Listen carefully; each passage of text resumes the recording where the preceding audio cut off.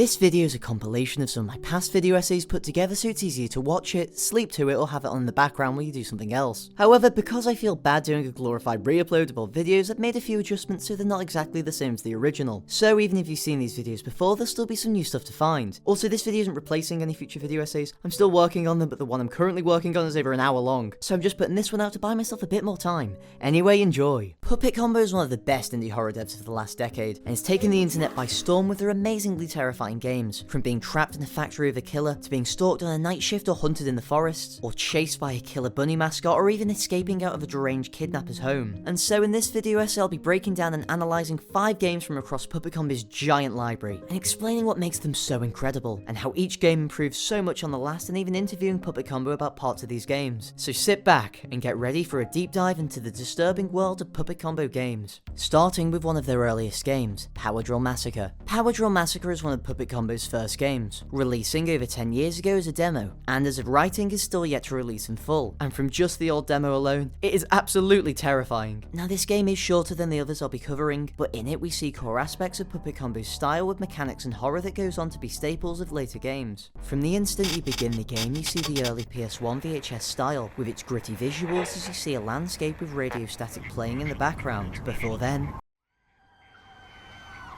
is the sound of the car crash as it goes to white, with it then showing a conversation between Megan and Jeff, recovering from the crash with Jeff injured leaving Megan to go get help, as you then take control of her and begin the game, taking a flashlight from the trunk as you set off into the wilderness to find help. The opening to this game is so eerie yet also atmospheric, with the nature being oddly beautiful, yet the abandoned shacks and satanic imagery fill you with a sense of unease and dread. And hey, what's that big building up there? Anyway, you walk alongside the mountain getting used to the controls, which I'll talk more about later as you then reach the top of the mountain and see a large building. But the creepiest part about it is that there's what looks like a man standing on the staircase, watching, before suddenly disappearing, leaving you really creeped out as you look around the outside of the building, with there being more creepy shacks and every door into it is locked, except for the ones on the staircase, and so you go back there and enter the building. You see the graffiti of an eye on the wall before then. The door gets locked behind you as you become extremely freaked out. This part of the game nails so well that creepy and unsettling atmosphere, as this is where the rest of the game takes place. But for now you don't know that as you wander aimlessly through the building, your paranoia growing with there being strange metal doors everywhere that say it feels like you're being watched, with every part from the dark and gritty visuals to the noises in the background making it feel deeply disturbing. You still don't know quite what exactly you're meant to do, which adds to the horror as you try to figure out how to get help until then.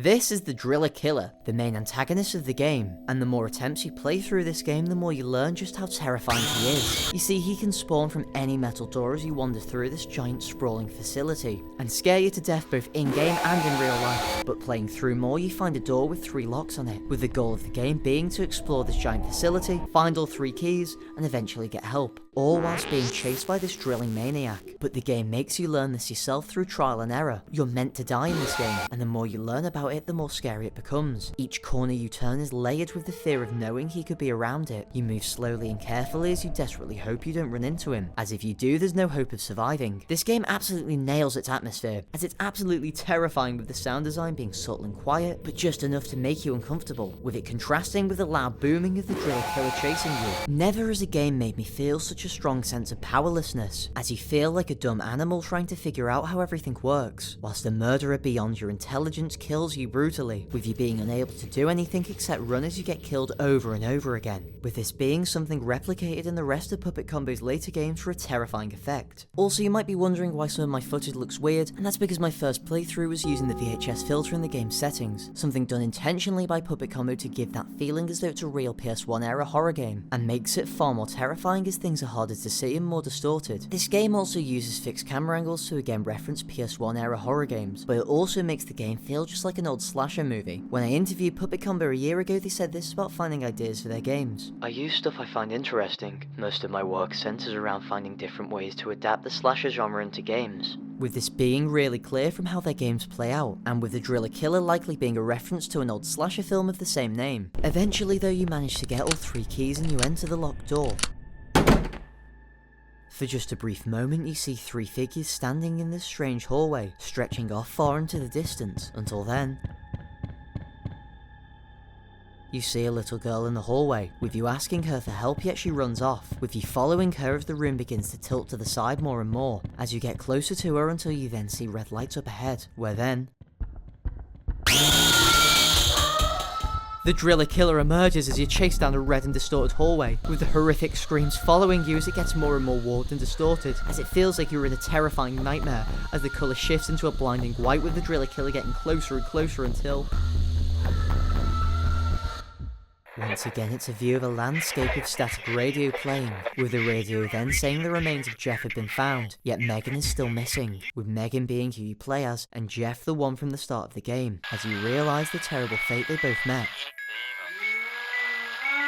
As it then ends with the sound of tortured screams, and that is Power Drill Massacre. The thing this game absolutely nails is its atmosphere. Even without knowing the Driller Killer is with you, the setting is creepy enough as it is, and it gives you a sense of fear and dread unlike any other game, really putting the survival in survival horror, with this game also being brutally difficult because it doesn't save you progress on death, meaning not only are you scared of the Driller Killer, but you're also scared of losing all of that progress. It's so unsettling how this game leaves the question of what happened to Megan unanswered, with everything about this being so mysterious and creepy. Overall though, whilst the game is quite small, we see in this the beginning of PuppetCombo's distinct and terrifying style, with an atmosphere that later entries would only go on to perfect. Now this game does have a few more secrets to it, but I'll talk about it later on as it relates to another game I'll be covering further in the video, with Power Drill Massacre being of extreme importance to the rest of PuppetCombo's library, with the ripple effects of this game, its story and its design still echoing across their games to this day, including in one of PuppetCombo's next games after this, Night Shift. Now Night Shift is a very weird game as it's not actually its own full game, instead being the prologue to one of PuppetCombo's other games, Stay Out of the House, which I'll talk about later, yet releasing separately from it a whole 4 years before Stay Out of the House's release. Now this game is short but it is extremely terrifying, and in it we see the birth of so many skills PuppetCombo goes on to perfect, and is actually the first PuppetCombo game to get its own film adaptation, which shows just how great of a horror experience this game is. The game begins with you being dropped off at a gas station, as you'll be working the night shift. Immediately there's a really creepy vibe, with everywhere else being dark and empty except the gas station, and that classic style of pixelated PS1 era graphics, with this game also being completely in first person, unlike the fixed camera angles of Power Drill Massacre. Anyway, you enter the store and speak to the current cashier, who tells you to punch in as he needs to go on a date, and informs you that the phones are broken and gives you a long list of chores to do, and most importantly that the bathroom is locked and that the keys are missing, something that will be extremely important later on. So you head into the back room of the store, with it having a really foreboding and creepy feeling as you then punch in and start your shift, as your co-worker leaves, making you completely alone, with the added detail of the phones being broken making that isolation even more terrifying, as if something were to happen to you then no one would be able to save you. You explore more of the gas stations and get used to your surroundings, yet it still feels really ominous, with that back room feeling disconnected from everywhere else, with its claustrophobic spaces cut off from the main store making you paranoid that something may have entered the store while you're back there, with the strange locked door giving a really foreboding feeling about what could be behind it. But the atmosphere is so well crafted to make you unsettled, from the gentle hum of the freezers to the loud roar of the condenser in the fridge, all giving it a deeply liminal feeling. Also in the gas station is an arcade machine of Power Drill Massacre, a strange Atari style demake of it with a loud and obtrusive hum coming from it, and whilst the game itself isn't all too scary due to the limited visuals, the sound design of it really makes up for it, as it makes you increasingly uncomfortable. After a while of playing and losing the game, a customer enters, he pays for gas and then leaves, where after this you begin doing chores, with this being the main task of the game. Sweep the floors, replace the items, and then clean the bathrooms. So you grab the broom and start sweeping, but as you do you feel really unsettled. At this point you've played for a while yet nothing actually scary has happened, except for the tense atmosphere that builds your paranoia more and more, scrutinising every detail of the store, nervous of where the horror might come from, until then you notice something.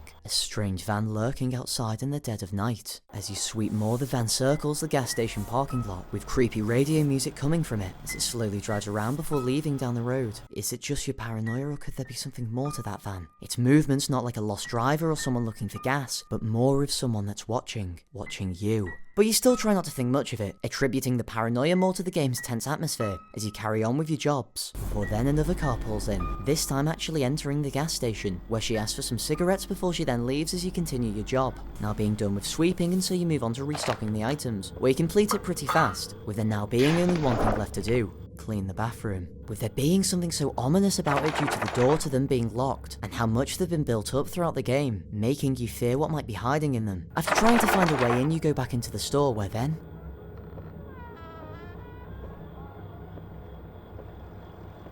you see the van again, doing another loop around the gas station in the opposite direction as the time before. Paranoia grows as you fear what this could mean, watching nervously as the van watches you, like it's scouting out the gas station, with this second loop now reinforcing all of your fear and paranoia, as you dread to think what could happen. Completely alone and disconnected at night in this gas station, as it disappears into the night once again. With nothing else left to do, you just wait around trying to kill time, leaving you in that uneasy state of dread, not knowing what could happen, until another customer arrives. He asks you if you're all alone, to which, freaked out, you say that your co-workers are in the back, as you then watch as he wanders the store, as he constantly looks back to stare at you creepily, as you also notice that there's no car parked outside. Could he be the man from the van? Your mind races with fear as you watch him walking around the store, waiting for any sign of malicious intent, with this part really reminding me of parts of the Fears to Fathom games. Before then he grabs a beer and pays for it, leaving the store without saying anything, as you watch as he walks off into the night, scared of what may happen next. After this you stare out of the window, now deeply paranoid, looking for the van to show up again, or see the man reappear, but nothing happens. And so you head into the back room,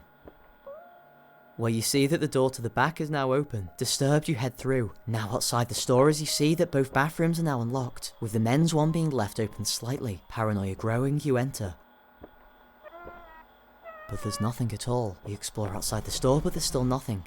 No van, no man, until you re-enter the store, where then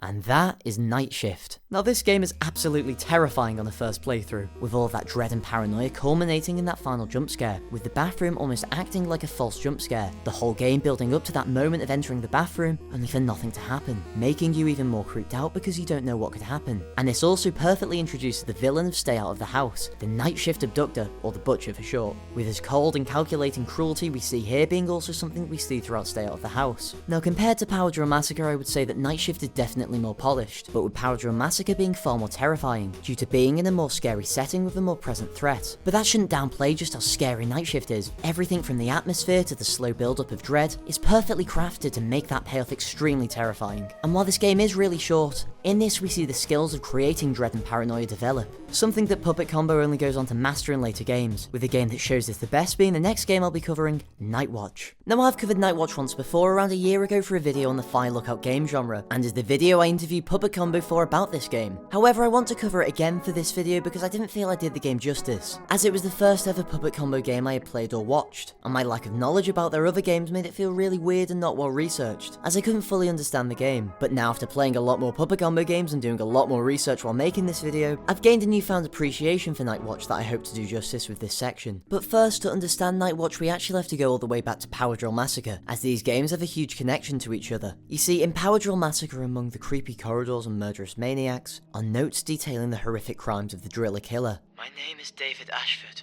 I think I'm going to die here. I'm hiding this note in hopes somebody will uncover it and know the truth. Somebody came to our campsite in the middle of the night and... The note wasn't finished. There's also a newspaper clipping. The search continues for 2 missing campers in the Pocono Mountains. Their campsite and belongings have been located, but investigators have few leads. Police say there are no visible signs of struggle, and this continues to be a rescue mission. Now, the reason I bring up these news articles are not only because it makes Power Drill Massacre more terrifying, as it implies that he's the reason they went missing and may have even covered it up, but also because these notes led to the creation of Nightwatch. From my interview with PuppetCombo last year, he said this: I think the intent was to create a prequel to Power Drill Massacre to bring some of the newspapers to life from that game.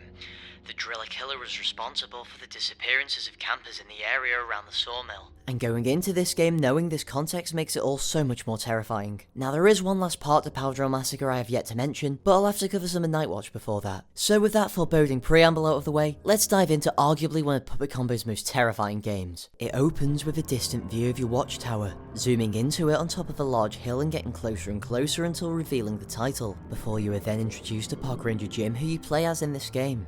First night on the job.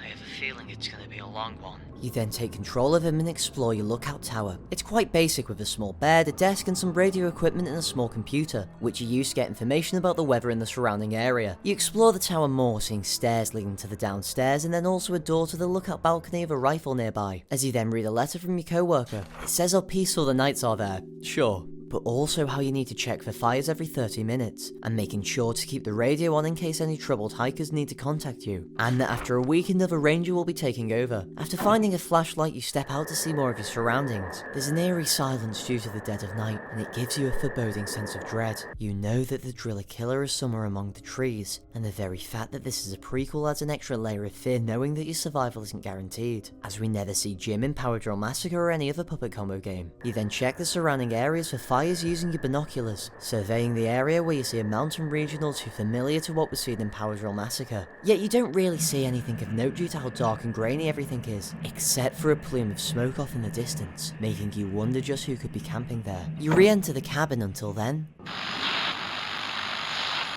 You ask if anyone's there, only to be met with nightmarish growling and heavy breathing until then.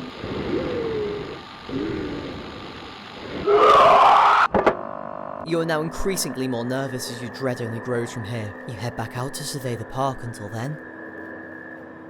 The generator cuts out, having run out of gas, and so you, with the dread of knowing that someone's watching you, heads out into the now dark and ominous cabin and goes down the stairs into the dead and cold of night. You descend the stairs, your paranoia growing with the fear that something may be lurking out here. With the fucking camera angles and tank controls making this so hard to do! Now look, from a horror perspective, the fixed camera angles does make it feel like you're watching an old slasher film, and the tank controls do give it that retro feel that these games try to emulate, but from a gameplay perspective, I wouldn't wish navigating these stairs on the driller killer himself, it's that bad. Anyway, you reach the bottom of the tower where you find the generator out of gas, and so you enter a creepy and decrepit looking shed. What could possibly go wrong? You enter and find a computer disc for the game Maze of the Minotaur, alongside the gas canister you need, which you use to refuel the generator as you're finally somewhat safe again.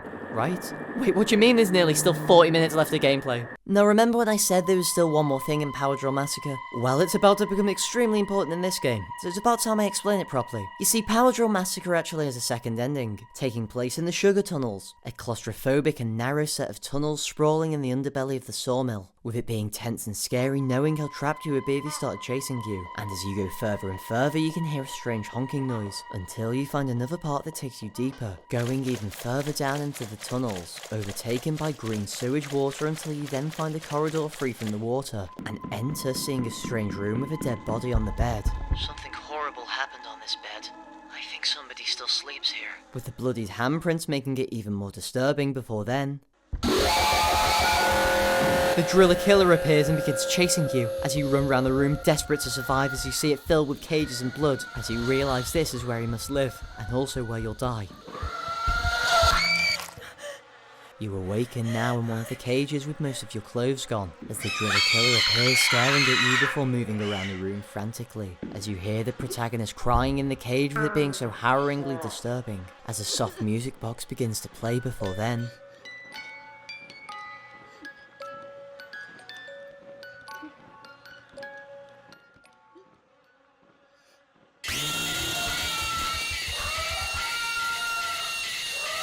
A Bible verse then appears on screen, and that is Parasocial Massacre's second ending. What makes this ending so terrifying is it gives you a glimpse into the twisted mind of the serial killer, something we also see in PuppetCombo's later works, but the fact he sleeps in a bed with a dead body and lives right next to where he holds his victims captive is so disturbing and makes earlier interactions with him far more terrifying. But how does this connect to Nightwatch? Well, you'll just have to see. You look back out surveying the land for fire, yet there's nothing, except still the smoke of the distant campfire, as you then enter the disc into the computer and play Maze of the Minotaur. But don't expect anything fancy, since it's just a text-based adventure game, where upon waking up on a stone altar you begin navigating your way through a series of dim hallways and strange passages, as you try to survive in this cruel labyrinth. Wait, am I doing a video essay on a game inside a game? Oh god, am I in a game? What is in a game? Help me. Now this part has always stuck out as odd to me since the very first time I played it, with it not really having much significance to the themes or horror of the game, which is why in my interview with PuppetCombo I asked about what the meaning behind it was. The Minotaur maze was what inspired the driller killer concept used in my game Minotaur.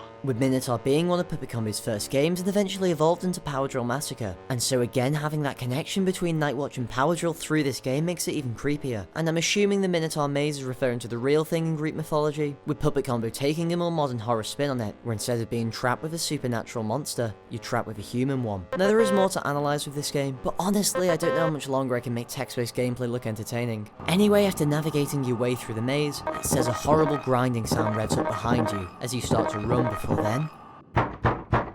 Someone's at the door. You approach nervously, descending the stairs as you then check out what's out there.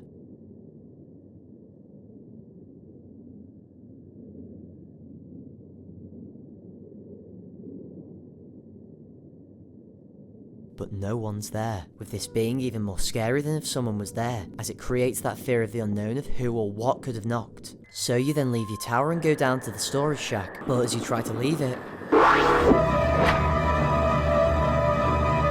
Oh, it was just a nightmare. So was all of that for nothing? Well, not really, as everything's pretty much the same as in the dream. Suddenly an alarm begins sounding from the computer, so you check it where it warns about an incoming flood, and says to get to higher ground. Well, no need to worry about that. Hey, wait, where did the rifle go? You survey the landscape from your tower as you see what looks like a dying light, seemingly where the campfire smoke used to be. You then re-enter the cabin and are contacted by a group of campers, where Jim speaks to them, as they say they might be being paranoid, but... I think there's somebody watching us in the woods by our campsite. He then gives his location and Jim says he'll be right over. There's 3 of us. We keep hearing things in the woods. I think somebody's there. Jim questions further and says that they heard a voice that sounded like somebody mimicking a pig. And in this moment of sheer terror, you realise that the campers are the same ones in the newspaper clips and Power Drill Massacre, and they are being stalked by the driller Chilla. You then leave your tower and set off into the rainy night to try to help the campers. As you descend your watchtower, god damn it, these fucking stairs again! After flawlessly going down the stairs, you reach the bottom and wander off into the complete unknown. An eerie tension grows as you go further into the wilderness, with the big open and barren fields giving you a huge sense of dread, as you search aimlessly through the rain and fog and low poly yet also beautiful foliage. As the terrain gets rougher, you get a strange feeling as though you're being watched. With the context from Power Drill, you know shit goes down here, and these are the campers from the newspaper clippings, and going towards them feels like you're walking towards your execution, with everything you've seen in the game so far, like the knock and the power outage, and justifying this paranoia. You know that something will happen, but not when or what that something is. As you go further and further into the park, there's a sense of smallness, as the trees and mountains around you make you look small and weak, as you then reach a small opening containing a lone picnic basket in front of an empty and derelict shack. You enter and see a worn down and vandalised place with a toy flute left by a child. Until then you see graffiti of a satanic emblem of a goat skull before then. Did you miss that? Well, if you did, you're probably watching this in the background. Because for a brief moment you can see a man crouch past the window, as a noise plays sounding like someone mimicking a pig. Oh god, are you being stalked now too? And as you leave, the sound of a power drill plays, as you are filled with panic and dread as you feel absolutely terrified knowing that you're being hunted as well. And from what you know from Power Drill Massacre, it's only a matter of time till he gets you. Also, if you've enjoyed this video so far, why not subscribe since it helps me out so much and makes huge projects like these worth it. And if you like these games, you're bound to like my other stuff too. Anyway, enjoy the rest. You carry on deeper into the foliage, now getting closer and closer to the campsite of the hikers, as you get the sense something big is about to happen as you approach a lone backpack left behind in the forest. Who left this here? Paranoia builds as you enter a clearing in the forest, with the rain now stopping with you being extremely close to the campsite, with there being increasing VHS static like the game itself is warning you to stop proceeding. As you then reach the campsite, it's empty with no sign of anyone there, so you check the first tent, static increasing as you look inside. But there's nothing, so you check the second tent. And there's still nothing, and so you check the third tent. The tent is splattered with blood as you feel with absolute terror. The notes were true. This is the night of the disappearances. But if Jim witnessed this, then why wouldn't he say anything about it in the present day? Well, you then hear the sound of a young child screaming for help. And so you follow the sounds deeper into the depths of the clearing, seeing a stray teddy bear as you investigate further, and then... creepy music begins to play as you see the fence of a cage, with familiar wallpaper in the background as you see the frantic movements of the driller killer, now recognizing this place to be the driller killer's room from Power Drill Massacre, the same place where Megan died, as it shows you Jim, tied up and beaten bloody, with his uniform gone, as there's piles of rotting and mutilated bodies, as the driller killer lurks the doorframe watching Jim, your dread and panic building as it goes to first person, where you see him in the doorframe. Jim tries to plead with him, but then... it flashes the same Bible verse as in Power Drill Massacre, as the VHS flickers out as the credits roll with tortured screams and static playing showing the same mountain range as in Power Drill Massacre. And that is Nightwatch. What makes this game so incredible and so terrifying is how it relies off that pre-existing knowledge from Power Drill and turns it into a gut-wrenching paranoia-filled masterclass of horror and dread, with there being a slow build-up of things to unsettle you, yet could be played off as nothing serious. The heavy breathing on the radio, the power going out, the knock on the door, and even the nightmare, all making you unnerved and building that paranoia in you. Yet there's no real threat that's being posed to you, allowing you to debate with yourself whether it was anything to be worried about, which is what makes the radio call of the hikers and seeing the driller killer in the window so terrifying, as it gives you something to be scared of. And even without the context from Power Drill, this game is still extremely terrifying, with the foreboding and dreadful atmosphere really making me uncomfortable and fearful. I feel like both Power Drill Massacre and Nightwatch strongly complement each other, as one gives the context making moments in Nightwatch more terrifying, whilst the other gives insight into the mind of the driller killer, and how long he's lived his twisted life, making Power Drill Massacre even more terrifying as Megan is just one victim of so many. And PuppetCombo is one of the few horror devs that really love to explore the psyche and depravity of serial killers. We see this somewhat in Power Drill Massacre and Nightwatch, however I feel no game shows this better than the next game I'll be covering, Murder House. Murder House is PuppetCombo's first game to release on Steam. If you thought Power Drill Massacre was terrifying, this game cranks it up a notch by improving in the gameplay, horror, story and overall polish. As you can tell why this game was released on Steam, as it's one of the most polished and well-rounded horror experience PuppetCombo has produced, with this game releasing about 5 years after Power Drill in the great year of 2020. It's personally my favourite PuppetCombo game. Everything about it, from the atmosphere to the horror to the villain, is all so well crafted, and you can immediately tell the jump in quality from the game's title screen, or again there's various options on how you want the graphics to look, to really nail in that analog horror style, with this being even more evident as you enter the game's prologue, with this intro feeling like an 80s horror movie opening with a VHS loading bar and the text as you then enter the game, where a photographer guides you to walk towards a creepy looking bunny mascot, so you sit in his lap and the photo gets taken. And this is the last moment of safety you'll get in this game. It cuts to you waking up in a photo booth, then showing you walking out of it into a giant empty mall, where he plays this kid, Justin, who's trying to find his mom or at least a way out of this closed mall. It's extremely empty and eerie as you wander through this unnerving place, with it feeling like you're in one of those liminal space photos, with the mall being so generic as to feel nostalgic and familiar, but so empty and dark to feel uncomfortable and scary, with the music reflecting this, with it being a liminal yet calming sound, but with distortions to make it deeply uncomfortable. Eventually you find a gate which you crawl under and enter a new part of the mall. It's really creepy seeing this vast empty space with lots of it being obscured by darkness. As you then reach the place where you took the photo of the Easter Bunny, you slowly approach it but still no one's there. Before then,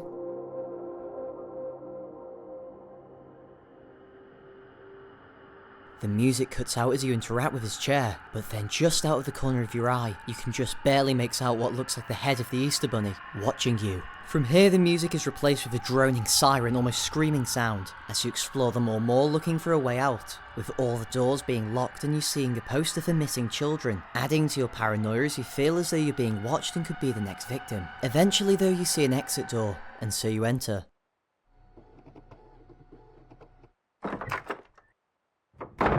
It's a white and long stretching corridor, with more missing posters as you then see a door that takes you to the bathroom, where it gives you the option to hide in the stalls. This won't be relevant later, right? Anyway, you leave and continue down the corridor until suddenly the Easter Ripper appears and begins to chase you down the corridor, with the use of the 3 cameras really making you feel the tension, as you frantically try to evade him as you quickly run and hide in the bathroom stalls. He enters and locks the door, the siren sound making it all the more disturbing as you watch as he roams the bathroom, searching each stall, fearful that he could find you, before then he turns the corner and disappears. With the door locked, your only option is to go the exact same way he went. So you nervously go through the door, entering another hallway. A weary silence echoes throughout, as it's terrifying knowing that the bunny could be lurking anywhere hunting for you. You then enter a creepy looking storage room with a loud droning sound piercing your ears, as you wander through it, inspecting a shelf before then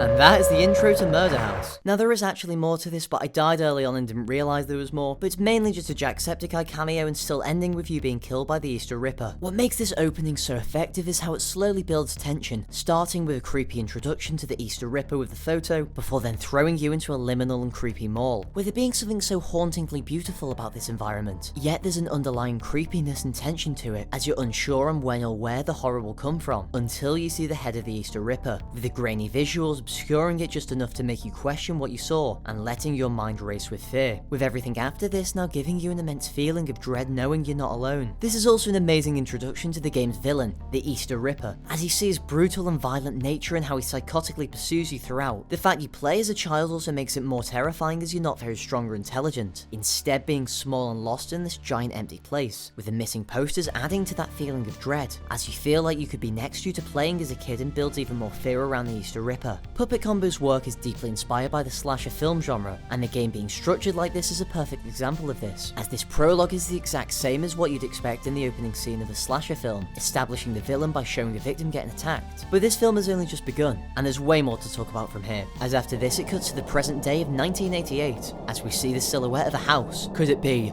the murder house? You see a van driving through the woods obscured by fog, as they then arrive at the house and begin to speak, where you then learn they're a film crew here to make a story on the house, and meant to be meeting the real estate agent, yet he's nowhere to be found, except for his car, which is empty. You then get introduced to the intern, Emma, as she gets tasked with finding a way into the house, and this is also who you play as for the rest of the game. The atmosphere here is incredibly creepy, as you try to enter the house but the door is locked, with the fog and grainy filter making it feel really unsettling. You go to the back of the house, seeing a creepy greenhouse as you then enter through the basement window.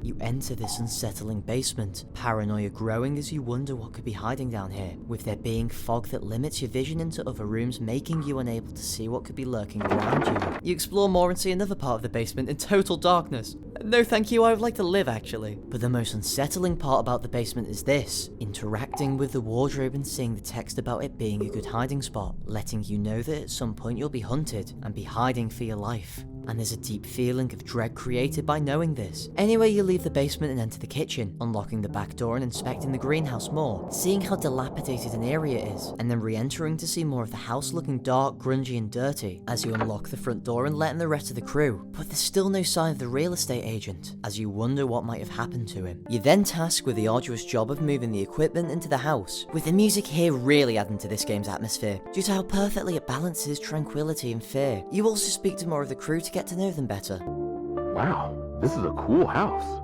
I hate every second of this. Eventually though, you finish bringing the equipment in, but with no power none of it can be used. And so as the intern, you're tasked with trying to turn it back on. So you wander the house alone, descending into the basement once again to find the fuse box. But it needs a fuse to use it, and so you go to the second floor, which somehow proves to be even creepier, as that isolation from the rest of the group makes you nervous of what could happen. However, you then find the fuse and put it in the fuse box, returning the power before then. The washing machine activates with a strange banging sound, wondering what could be hiding behind its jammed door. But with the power back on, you can finally begin filming. Alright, good.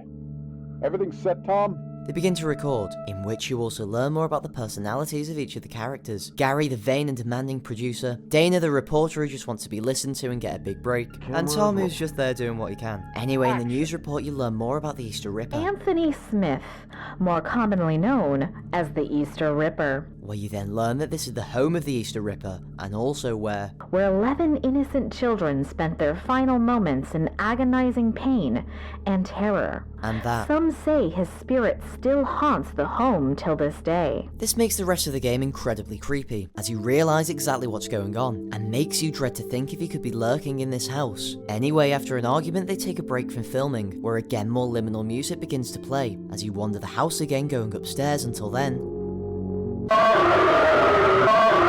What the hell was that? Emma asked Tom if he saw this too, where she describes it as a premonition where everyone was dead. I'm sure this isn't foreshadowing anything whatsoever. You also go to the very top floor of the house, seeing a locked metal door. I wonder what's behind it. In fact, a great part of the design of this game is how there's so many areas you can't go to. The dark parts of the basement, the greenhouse and all the locked rooms throughout the house, all building up that mystery and fear, as you wonder when you'll be able to go there and what horrors hide within them. After giving Dana a glass of water, she gives you a key, with the rest of the film crew then coming down to film more of the story, with Gary wanting to make it more thrilling, and makes Emma dress up as a ghost and tasked to run through the background during filming. 2 years later, many say he still haunts the home he grew up in. But despite the comedy, there's also a lot of genuine horror in this part, as you learn about how the Easter Ripper used to work at a mall as an Easter bunny, where he would abduct young children, exactly what we see at the start of the game. But she then says how he would release the children in his greenhouse, forcing them to go on a deadly Easter egg hunt. While he stalked and murdered them. All of this makes the house somehow even more terrifying to be in. Anyway, after this, they take another break and will resume filming in the bedroom. Tom goes to the bathroom whilst Emma is tasked to pick up pizzas for the crew. But before this, you use the key Dana gave you to open the door under the stairs, taking you to a small room where you have the ability to save your game. Now, the save mechanic in this game is really unique to modern games, as instead of allowing you to save when or wherever you want, you can only do it in this room, and can only save a limited number of times by using the pencil, with there only being a limited number of pencils scattered around the house, making it so you have to use your save strategically to ensure you don't lose too much progress upon dying, while still having enough pencils so you can save in the future. But why would you even need to save? It's not like anything's here to kill you, right? After this, you speak with Dana, where you learn that there may be other secrets in the house that the rest of the crew are blind to. I think there's something hidden here that nobody knows about. And with the flashlight you get from the cupboard, you can now explore the dark part of the basement. It's extremely nerve-wracking as using just a flashlight obscures your vision, and you feel dread knowing that there could be something lurking here just out of sight. However, all you find is a crowbar which you use to finally open the washing machine where you get a doorknob. Upon going back upstairs, it's now dusk, with a dim orange light filling the house. You get the feeling that something has changed, and that this piece is about to end as you enter the room with the missing doorknob. The room isn't anything special, with a grand fireplace and a fire poker which you can take as a weapon, and a grand piano covered in boxes, yet the whole room just feels empty and strange. You then leave the house to go get pizza for the rest of the crew, now being almost nighttime with a growing unease as you then get to the car. It's broken. You then read the note on the windshield. Nowhere to go now. Looks like we'll be playing a game. You'll be hunting the eggs, I'll be hunting you. Find them all and you can leave. Don't find them and you can't.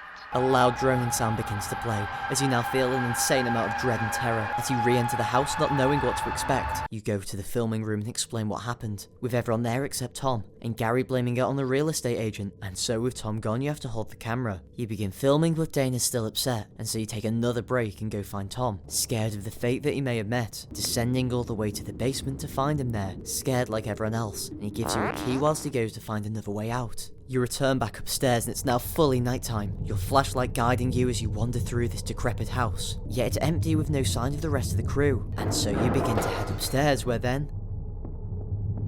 Help me! There's somebody else in here! No!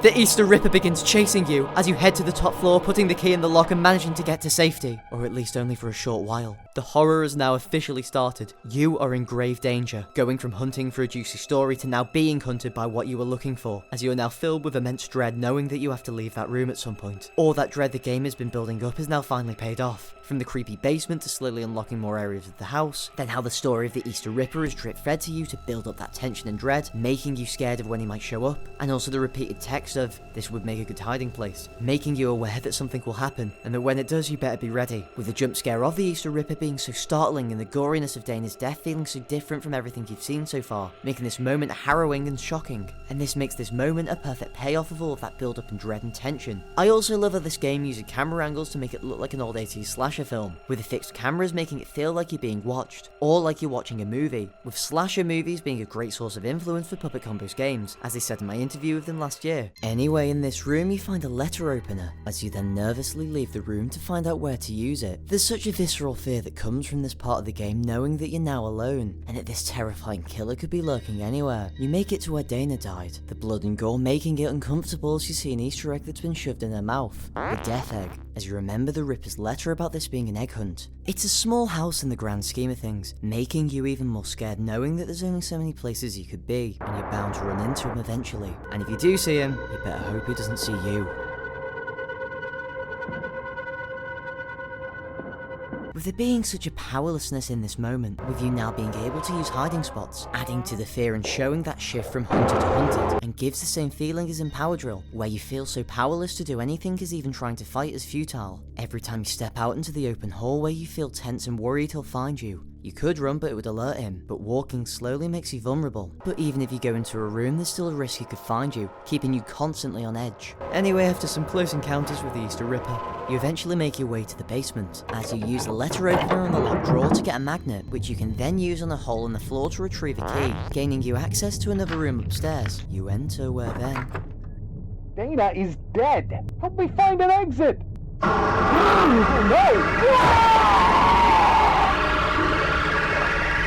Another victim of the Easter Ripper. With this jump scare being really startling, you are now fully alone in the house with almost no one left to save you. But hidden in the bed is a blacklight, where you then head back upstairs and screw in the blacklight in the attic, revealing a bloodstain coming from underneath a bookshelf. And so you move it and see an elevator which takes you into the single most disturbing and horrifying part of this game.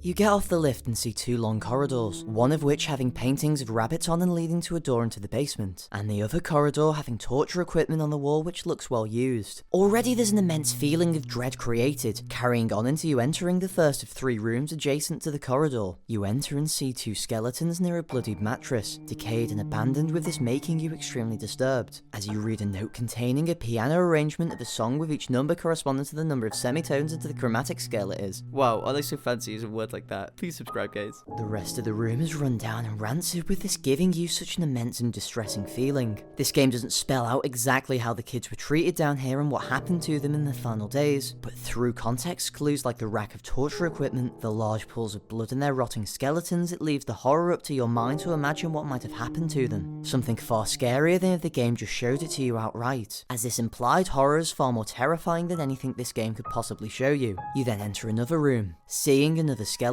this time chained to the bed by their legs with the text saying, "Horrible things must have happened here." as it sends shivers down your spine, as there's then another skeleton left tied up. You take the rope from it to use later, with it being another bunny mural and a really gross makeshift toilet. You then enter the last of the three rooms, this time showing a curled up skeleton saying, "This child seems to have died from the cold." and then a toddler skeleton in a crib, making you shocked at the unrestricted cruelty of the Easter Ripper, with the floor having large pools of blood, as you then read a note saying how the Easter Ripper gave one of the kids a chocolate egg with razor blades in, causing their mouth to bleed and him to laugh. This note is just so disturbing to read, and makes you terrified of how deranged and depraved the Easter Ripper is, as you fear for what he could do to you if he catches you. This part of the game really freaked me out whilst playing it, and is so effective in how it gives subtle suggestions of disturbing things that might have happened, but never directly showing you the cruelty, and instead letting you piece together this horrific slaughter of innocent children, with this most likely being the fate of the character you played as in the prologue. You then exit into the rest of the basement and head back into the house, now with a newfound increased fear of the Easter Ripper, knowing just what he's capable of. You enter the kitchen and see Tom's camera on the floor. Scared, you take the tape from it so you can see his last moments, as you worry if he's even still alive. The atmosphere is tense and foreboding as you ascend through the house, where then...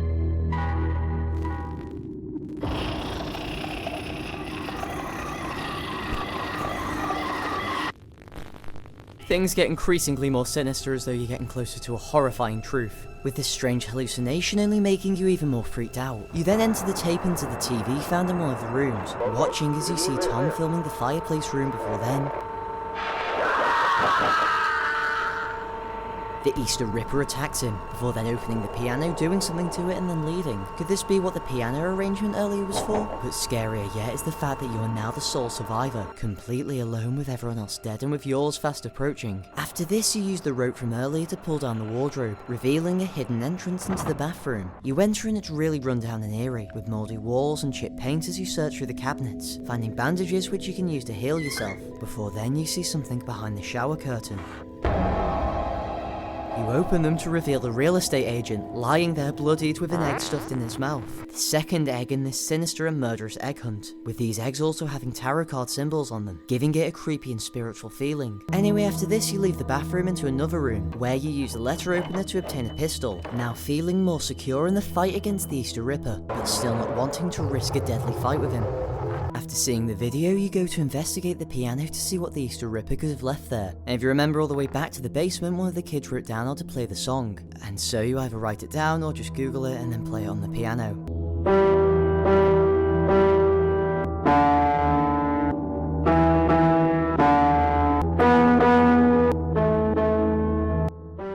The piano then opens, revealing another egg, the Fool Egg. And in this room there's also a lone egg basket where you then place all 3 of the eggs in, but nothing happens. How many more eggs could there be? With the eggs being a great source of horror in this game as it subverts the fun and innocent of an egg hunt, by placing them next to gruesome murders, although Tom's body is still completely missing. Desperate to end this nightmare, you look around the house to find the final egg, as you enter the bedroom.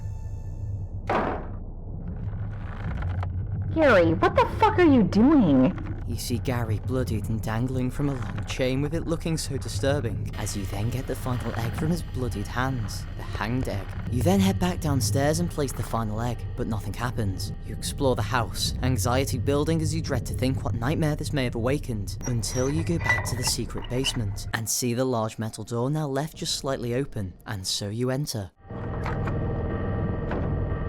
You enter a long and distorted winding tunnel, with a creepy melody playing in the background, as you feel immense dread not knowing where it's taking you. You then reach a ladder at the end and climb it, entering the Easter Ripper's greenhouse, the very greenhouse where all of the horrific murders took place. You try to leave through the doors but it's locked, so you go to the other set of doors where then... the Easter Ripper appears and is revealed to be Tom. Well, I did. I killed them all. Before he then reveals that it was his brother who took the blame for the murders to save him. I thought I could control the urge to kill, but it's back. And now, I'm going to kill you! You are now trapped in here with the Easter Ripper, and with no option but to fight desperately to save your life. Using the gun you shoot him, but it has a small effect, as you desperately try to kill him until then... Now this fight is extremely difficult, but also extremely terrifying as you feel that intense fear scrambling to survive, with the tank controls making this fight even more difficult, as it's a control scheme you're probably not used to. And the chaos of trying to shoot him whilst not getting hit, it becomes even harder to control. So much in fact I actually had to switch to first person after so many attempts, to finally deliver the killing blow to the Easter Ripper. He just lies there, and so you explore the greenhouse more and find a shotgun. You take it and approach him again, but he's gone, until... You can't kill me. I'm the Easter Ripper! Before then a loud rumbling sound is heard as you see things start to emerge from the dirt of the plants, seeing the kid you played as at the start of the game come up from the ground, alongside others in a ghostly and scary form. They then all close in on the Easter Ripper, tearing him apart as he screams, finally being punished for his years of murder, as Emma then escapes the greenhouse. And that is Murder House.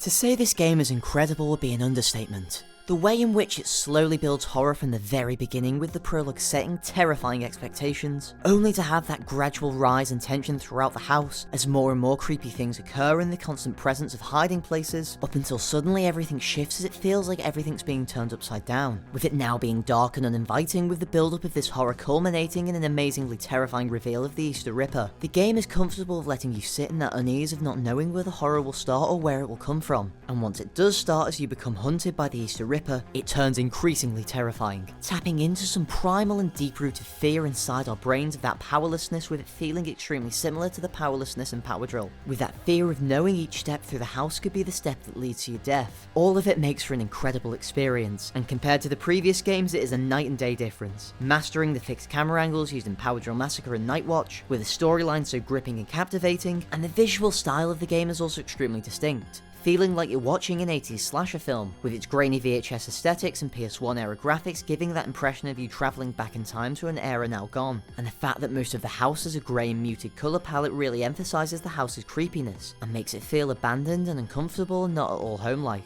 But the story is also amazingly captivating, and feeling ripped straight from a slasher film, using stuff like prologues and having that slow build-up of exposition to build up that fear and mystery through the news recordings, where you learn more and more of the extent of the Easter Ripper's depravity. The foreshadowing of Tom is also insane to look back on, how his body is the only one we don't see, how he says he's going to the bathroom when it's actually locked, and that's also where we find the real estate agent, and then how it's only after Tom leaves where the Easter Ripper first appears. Now maybe I was just really oblivious to it when I first played it, and if so then we know how well I do in a horror movie. But the subtle foreshadowing just goes to show how well crafted the story of this game is, having a consistent plot from start to finish with each detail making sense in retrospect. Although the ending seems oddly familiar, a man who dresses in a bunny suit to murder children is cornered in an enclosed space, only to meet his downfall by the ghostly reflections of those he murdered. Where have I heard this before? Now the gameplay is also really amazing, with the save being limited in homage to early PS1 horror games, and just like those games, Murder House doesn't hold back on its difficulty. A good example of this is the final fight, but also the puzzles throughout the game are really cryptic. It may have seemed simple when I covered it, but trust me, there was a lot of times I had to look up what I was supposed to do. But I think that's also a strength for the horror of this game, as not only do you have to try and survive, but also amidst that fear and chaos, you have to try to think rationally with the information you have to try to progress and escape. Overall though, Murder House has to be one of my favourite horror games, and my personal favourite PuppetCombo game, as not only is it incredible how this game was put together in just 6 months, but also how it's the culmination of every skill PuppetCombo has been building over years and years, improving with every game and learning new things making each one. The fixed camera angles and terror of Power Drill Massacre, the tense atmosphere of Night Shift, and the captivating, unravelling mystery of Nightwatch, all culminating into an incredible and complete horror experience. Acting is a testament to the passion and craftsmanship that goes into making these games. Now whilst this is my favourite PuppetCombo game, that doesn't necessarily mean it's the scariest PuppetCombo game I've played, because that title would absolutely have to go to Stay Out of the House, which just so happens to be the last game I'm covering in this video. Stay Out of the House has always terrified me. Honestly, I've been so scared of it I really didn't want to play it and cover it in this video, but I think the very fact it made me feel that way without even playing it just shows how uniquely petrifying this game is. From the very premise alone, it's already deeply disturbing. Stay Out of the House is a realistic serial killer escape sim. You've been kidnapped and held captive in a cannibal butcher's house, and it's only a matter of time until your dinner. Escape however you can. Which is a concept that's so deeply unsettling. The idea of being so powerless whilst this monster is circling in to kill you, then the added fear that comes from the fact he's a cannibal making you dread what fate may lie for you, all of it making for something that really sends shivers down your spine, and it's just a terrifying concept that made me scared to play the game, which as a person who likes to talk about horror games a lot, is really a first for me. This game is just an incredible experience from start to finish with the best gameplay and horror out of any PuppetCombo game, with it being PuppetCombo's third game to release on Steam, showing just how much of a high quality package this game is, taking over 4 years of development. Anyway, let's get into the actual game and explain what makes it so goddamn terrifying. Now, Night Shift is technically the first part of Stay Out of the House, which I covered separately earlier on in the video, both due to how separate it is from the rest of the game, but also since it was released separately with most people seeing it as a standalone entry, with the game properly starting in the prologue. It begins with you asleep in a car listening to a religious preacher preaching about Christianity, until you open your eyes seeing that you're driving down a lonely country road with your boyfriend Brendan. He says he'll stop soon for a bathroom break,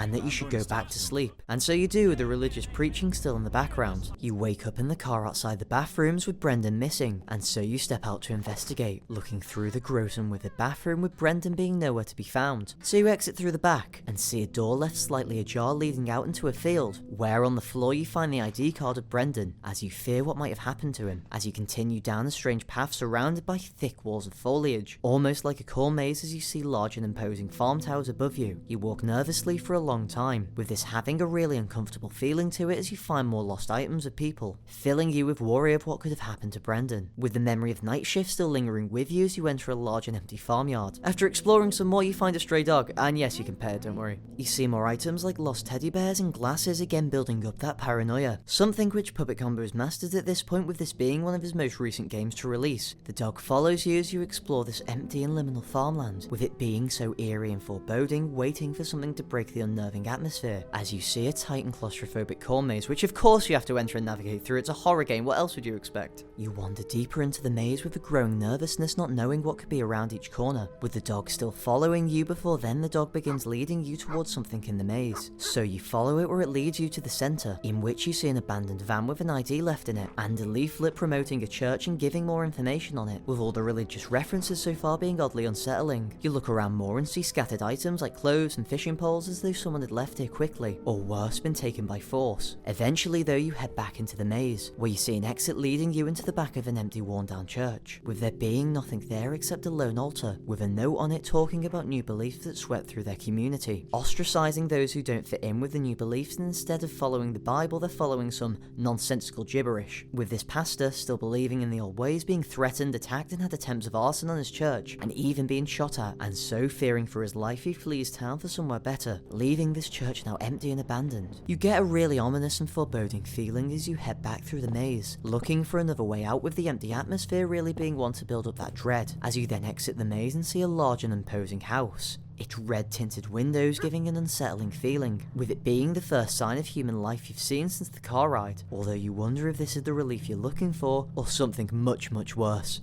You walk past all of the lovely looking flamingos and mounds of rubble as you see the front of the house, as the dog runs up to it growling as you see the door left wide open, before then... And so nervously, you follow it in. You hear the yelps of the dog as you wander through the house, having a decrepit and rundown feel to it, like the house is just as abandoned as everywhere else you've been, but some details being so oddly unsettling, like you're not meant to be here, as it doesn't look welcoming. You follow the dog's yelp and end up in the basement where you see it stuck in a bear trap, and so you help it out as it runs upstairs barking. You follow it until then...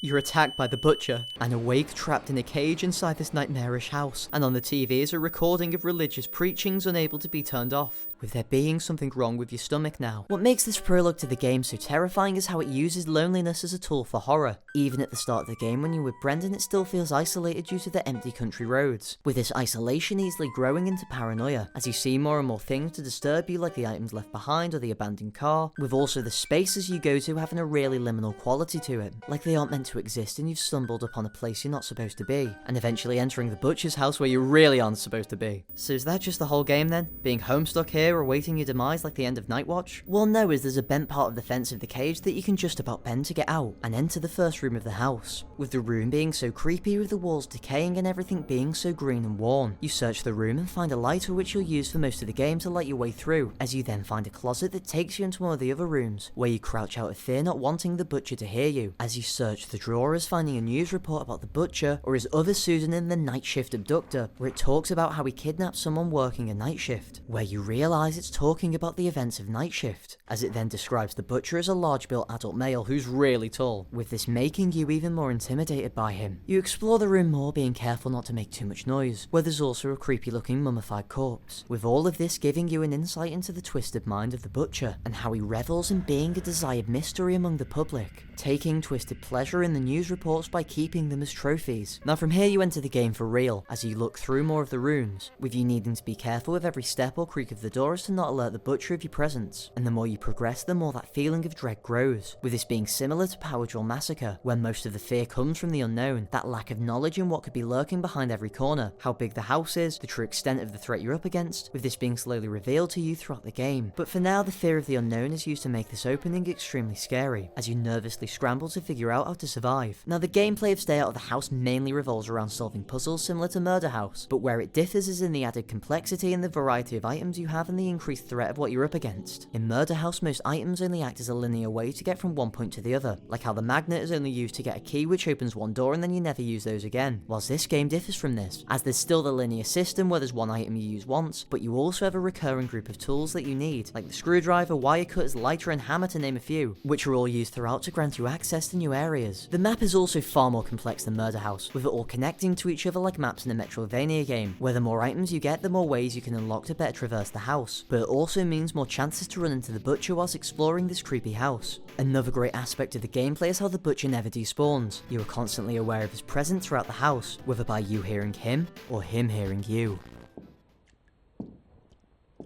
And this looming threat lays the game with even more dread and paranoia, knowing that he could be anywhere. After getting the screwdriver, you use it to unlock the vents, a place of some relief as long as he doesn't see you as you crawl through with the sound of grotesque hits playing, as you near closer and closer until then...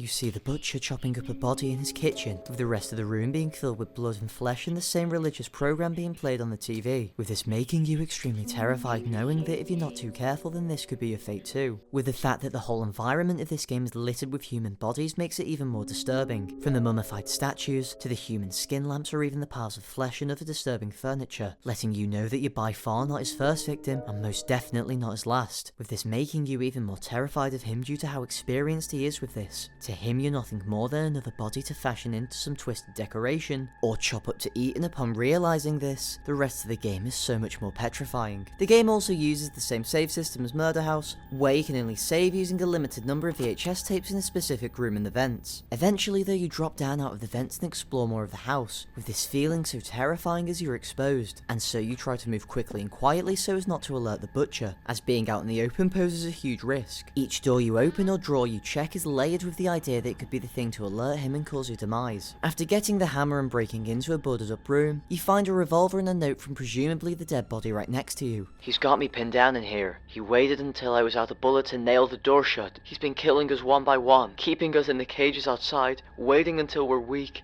then coming like an executioner to finish us off. He's got superhuman strength. I just barely got away. Before then informing you of where the butcher keeps the wire cutters and to use rubbing alcohol to burn open the cabinet doors to it. This note is extremely disturbing and links back to what I was saying earlier about the ruthlessness and cruelty of the butcher, and how learning about it only terrifies you more as you learn of his numerous victims and horrific treatment of them. After this you explore the room more, finding a boarded up hatch which takes you into the attic. Another thing that makes this game so scary is the sound design. If you're a pussy like me, you probably also lower the volume playing horror games, or at the very least take your headphones off one of your ears or even both of them when things get really creepy. Yet with this game you can't. You need to hear how loud you're being so as not to alert the butcher, and you also need to hear out for his footsteps to know if he's approaching, or hearing the sound of him chopping up flesh so you know that he's in the kitchen. Yet the sound design is so eerie, with most of the game being quiet, making those moments of loudness hit so much harder, with it being similar to how in real life everything seems so much louder at night due to everything else being quiet, with this adding so much more tension to the game. You find a tutorial teaching you how to use your gun, as you then go further, making it into a creepy storage room filled with tons of water and unappetizing food that leads back into one of the bedrooms. You enter and find a note teaching you how to use a lockpick,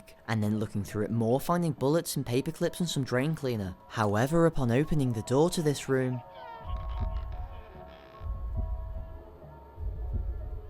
everything goes blurry as you hear Roxanne's heartbeat as she says about her head, with the throbbing driving her crazy as you realise that she's sick, something that only worsens over the course of the game. After this, you basically unlocked every door on the second floor, allowing you easy traversal over this part of the house, with it all connecting to each other like the Metroidvania maps I talked about earlier. And after cleaning out the drain, you hear the footsteps of the butcher as you nervously hide, hoping he doesn't come in. Yet he doesn't, and you tensely descend all the way to the basement, with this being so terrifying as you know he's in the kitchen just nearby, as if he decides to walk out or hears you, then you're a goner. Anyway, you then get the hex key, and go down a nerve-wracking chain of events where throughout you hear the movements of the butcher either walking around or opening doors, making you fear for if he finds you. Anyway, this results in you needing to enter the kitchen. You know, the same one he spent the last hour dismembering bodies in? This moment is so tense and terrifying as if he comes back in then there's nowhere to hide. And so again you have to be quick and quiet or else you'll become his lunch or his next lamb. Anyway, you get the wire cutters, do a little snip over here, and boom, the vent fan's deactivated, allowing you access to one of the most twisted and disturbing parts of this game. You hear Brendan waking up, seeing it as a joke, before then becoming increasingly more disturbed. Eventually pleading for his life before then insulting the butcher, as you progress further through the vents where then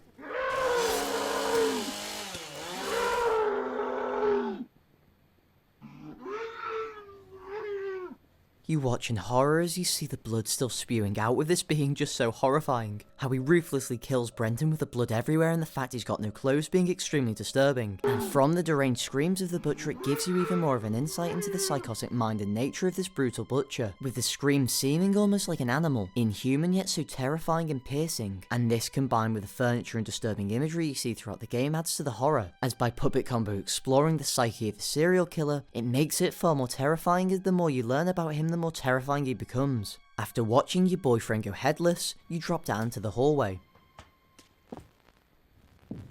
which instantly triggers the butcher as you then hide with him not finding you. You then enter the next room. Things go blurry and the VHS static returns, as you realise Roxanne is getting sicker, and that the butcher is only drawing in closer. You see, one of the most frightening parts of this game is that when you're in close proximity to the butcher, your screen begins to distort, with a grainy VHS line appearing across it, as the reality itself is disgusted and falling apart at the cruel and monstrous nature of the butcher, and makes your run-ins with him far more intense, as his influence distorts everything around him. Your goal in this room is to gather multiple different body parts from around the bottom floor of the house, going through grotesque and creepy places places as you then enter the garage and see a van. The exact same van that stalked you in Night Shift, with you then smashing the windows of it to get the other body parts needed. Yet it alerts the butcher, causing you to hide before you then place them on the scale. After gathering all of the parts and placing them, you get a gear, which you then place into a clock, which opens a door in the wall. Look man, just go with it. Which takes you into a hidden tunnel going all the way to the top of the house, and from here things only get darker. This hidden tunnel can also lead back into the main area of the house, and so when playing I explored the opening area again to see if I missed something, but then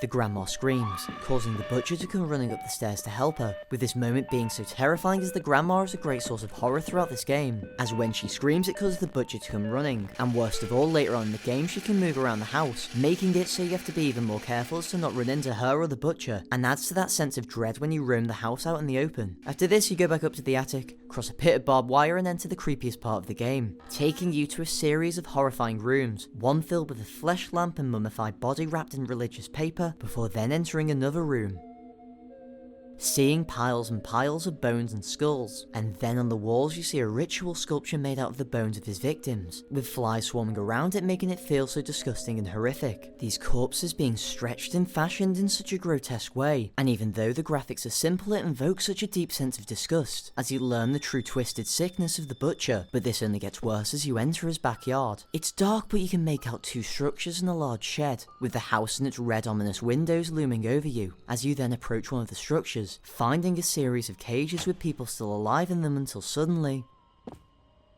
you see the butcher enter the backyard. You try to stay out of sight the best you can until then you hear the tortured screams of one of his prisoners, as you realise that these are the people who are trapped waiting to be slaughtered by him. After looting the shed for all it's worth, you head back out to the jails. How'd he not see me? Anyway, you open one of the jails and talk to the prisoner where she thanks you, where you then try to guide her to follow you. But here you're met with one of the most disturbing choices I've ever had to make in any game. You see, the butcher likes to be in the kitchen. You can hear the sculptures of the body he cuts up, and if you want to leave the backyard, the only way back into the house is through the kitchen, with the surroundings being blocked off by fences for his dog. So how could you distract the butcher enough so he would leave the house so you could safely go back inside? And that is sacrificing the prisoner. You listen in horror, realising what you've been driven to do just to survive, as you hear the screams of the prisoner and manic screeches of the butcher, as you run past him killing her as you find your way back into the kitchen and the house as a whole. What makes this moment so terrifying is that it's the culmination of everything the game has been building up. The dread of not knowing if the butcher will find you, the disgust you feel for his cruelty and his actions, and the desperate measures you have to undertake to survive. But the most disturbing part is how it gives you that option to sacrifice the prisoner or not. By being in this horrific place you're driven to the extreme just to survive, and the only thing just as disturbing as the butcher is the lengths you'll go to escape, with this moment leaving me in shock and made me think about it and my choices for long after the game was over. After this you re-enter the house, the manic and crazed screams of the butcher echoing in from the backyard as you make it back up to the attic. From here you're really close to escaping the house, and after completing a few final steps, which I definitely didn't look up in the tutorial, you nervously descend back to the kitchen, avoiding the butcher and the grandma and using the can opener to open a can, giving you the key to the door of the house. Anxiety building as you give one last dash to the exit, terrified the butcher will get you at the last moment before freedom as you exit the house. It's now late at night, or early morning. Either way, the sky is blood red as you breathe a tormented sigh of relief, as you realise it's not over yet. There's a really ominous feeling you get playing through this part feeling so liminal and scary as whilst you might be free, you've opened up a world of fear you haven't before. Your boyfriend dead, the truth of the religion in this town and the murders of the butcher and the extent of his depravity. Sure, you might be free, but can you still go on after everything you've been through? Now, the religious references is something I could go into a lot of detail on, but I don't really have time for it. But from the opening of the game, you learn that the church transformed into a dangerous cult, of which the butcher seems to be an avid follower of from the TVs and the religious mummifications. But that's all I'll say for this video. You wander through the worn down and abandoned farmhouses, searching for a way out with a red haze following you to each room, before you then jump out of an empty window frame and reaching a small dirt path where you follow until the butcher begins chasing you with a chainsaw as you run terrified down the winding country roads, his manic scream still heard in the background as fear consumes you, as you eventually emerge from the bushes to see a trailer park. Desperate for safety from the monster, you run through it, but it's empty, with the sound of the butcher getting closer and closer until Everything goes silent as he disappears, with there being a trailer with its lights on which you go to. You knock on the door for help, with it then opening as you see a man. The same exact man that acted strange during night shift. Pure terror consumes you as you realise you're not safe. Roxanne tries to explain to him what happened. Do you want to come inside? Her vision goes blurry as she realises something is wrong with her stomach. He asks what's wrong before then. I'm sick. Help me.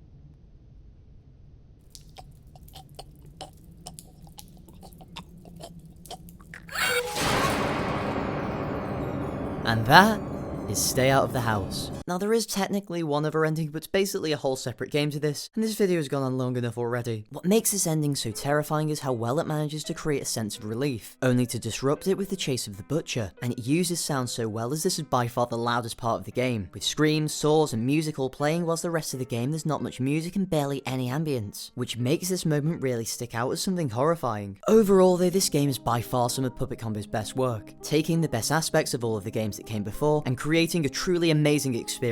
And you can really tell how 4 years of work went into this game, due to how each little detail is perfectly crafted to make for an amazing horror experience. From the slow, creepy build up to the payoff of being kidnapped by him, to the fear and paranoia you feel while scrambling around the house learning new ways to survive, to then the disturbing disgust you feel when you realise the true extent of the butcher's cruelty, and the sickening lengths you go to just to survive. All of it making for an amazing horror experience. But it all goes back to that original idea all the way in Minotaur and Power Drill Massacre, being trapped with an inhuman and intelligent killer, doing whatever you can to survive, whilst also building upon the slow and quiet atmosphere in Night Shift, and fleshing it out as the tone for the prologue, then using the techniques of creating dread and paranoia we see demonstrated in Nightwatch, and using the puzzles and the constantly expanding house like we see in Murder House, all of it culminating in PuppetCombo's magnum opus. In conclusion, by going over 5 of PuppetCombo's best games from across the whole library, we can see the development of an amazing horror style, paying homage to the slasher films and low-poly horror games of old, and bringing them into the modern gaming space with an even more terrifying skill set. Each game PuppetCombo makes is leaps and bounds more impressive than the last, and I truly cannot wait to see what they make next. Through these games you get to see the darkest side of human nature, images and scenes so disturbing they stay in your mind long after the game is over, and true psychological horror that leaves you absolutely terrified to keep going forward. The reason why I love horror games, and especially games like PuppetCombo so much, is because no matter what happens, after each game you grow and learn something new about yourself, what you're capable of when your fight or flight triggers, and pushing yourself deeply outside of your comfort zone into a world of frightening horror, and that's why I love this genre so much. I'm a huge pussy when it comes to horror, especially horror games. I always have been, but I think in some weird way that's why I love them so much, especially when it comes to making video essays on them, because by being so terrified of them, I can easily identify what part of the game makes me so scared, with PuppetCombo's games being some of the scariest games I've had to endure so far, and I've really loved every second of it. So my rankings for all of these games would have to be 5, Night Shift as it's too short and uneventful, 4, Power Drill Massacre as whilst it is terrifying, it's quite simple and just lays foundations for future games. Number 3 is Stay Out of the House, as whilst from a production value standpoint, it's incredible. I felt 2 other games resonate with me more, with Nightwatch being my second favourite, because I don't know if you can tell, but I'm quite fond of Fire Lookouts, and Murder House is number 1 due to feeling like you're living through a genuine slasher film, and being an amazing and thrilling experience from start to finish. Let me know what you would rank these 5 games, and just quickly here's my ranking based on overall horror and scariness, not just enjoyment. But from my interview with PuppetCombo, I think there's one line that really stuck out to me and ties together every single game of theirs, as you can see it throughout each one, and that is, I go by what I find scary, which is being hunted by a maniac. If you've enjoyed this video, then I've got tons of other horror game video essays just like this one. Also, if you could try and hype this video, it would really help me out as it boosts it a lot and would mean so much. Anyway, thanks for watching. Fears to Fathom is one of the newest breakout horror games of the last few years, and personally I would say it's my favourite horror game series, as it's so masterful with every single detail there to create an amazing experience. Now I've analysed this game many times, including the full in-depth analysis on the full series, and the amount of knowledge I have about this series is scary to say the least. And I was surprised to learn that literally no one else has done a Fears to Fathom Iceberg video.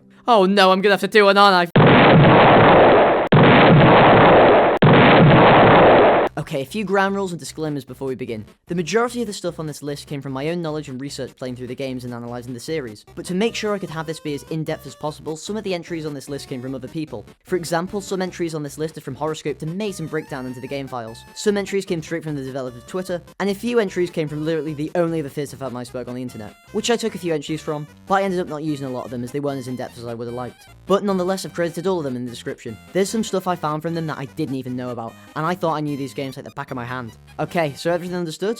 Great. Let's start off with Layer 1, The Sky. Fears to Fathom Season 2.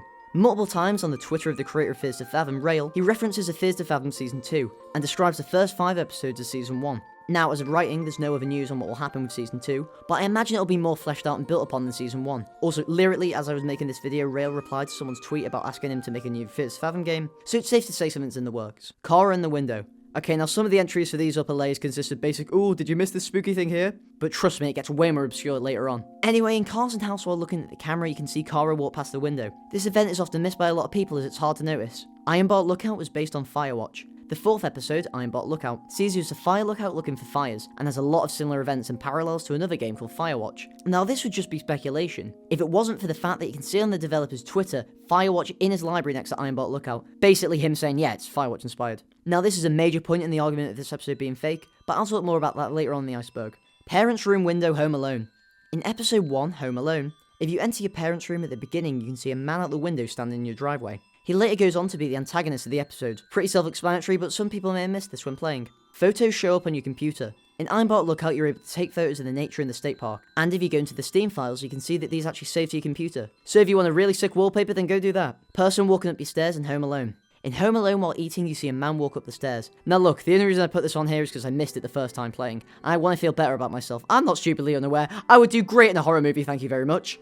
YouTuber cameos. Many YouTubers feature as cameo roles in episode 4 and 5 of Fears to Fathom, with the first one to my knowledge being Burleasy in episode 3. Then Jacksepticeye features as an Easter egg on the computer in Ironbark Lookout, where he does an informational training video on how to be a good fire lookout. Then in episode 5, Woodbury Getaway on the TV at the pizza place, we see an animated news segment voiced by Queso and Dante. I think that's all of them, but let me know in the comments if there's any more that I missed. Home Sweet Home. In episode 5, Woodbury Getaway, the phrase Home Sweet Home is written on the door to the basement. Later on we learn that this is where Rick has been living all this time, and so this subtly hints towards it. He also says the phrase Home Sweet Home when you first meet him, giving this more credibility. Hiker being sacrificed is the same as the one on the radio.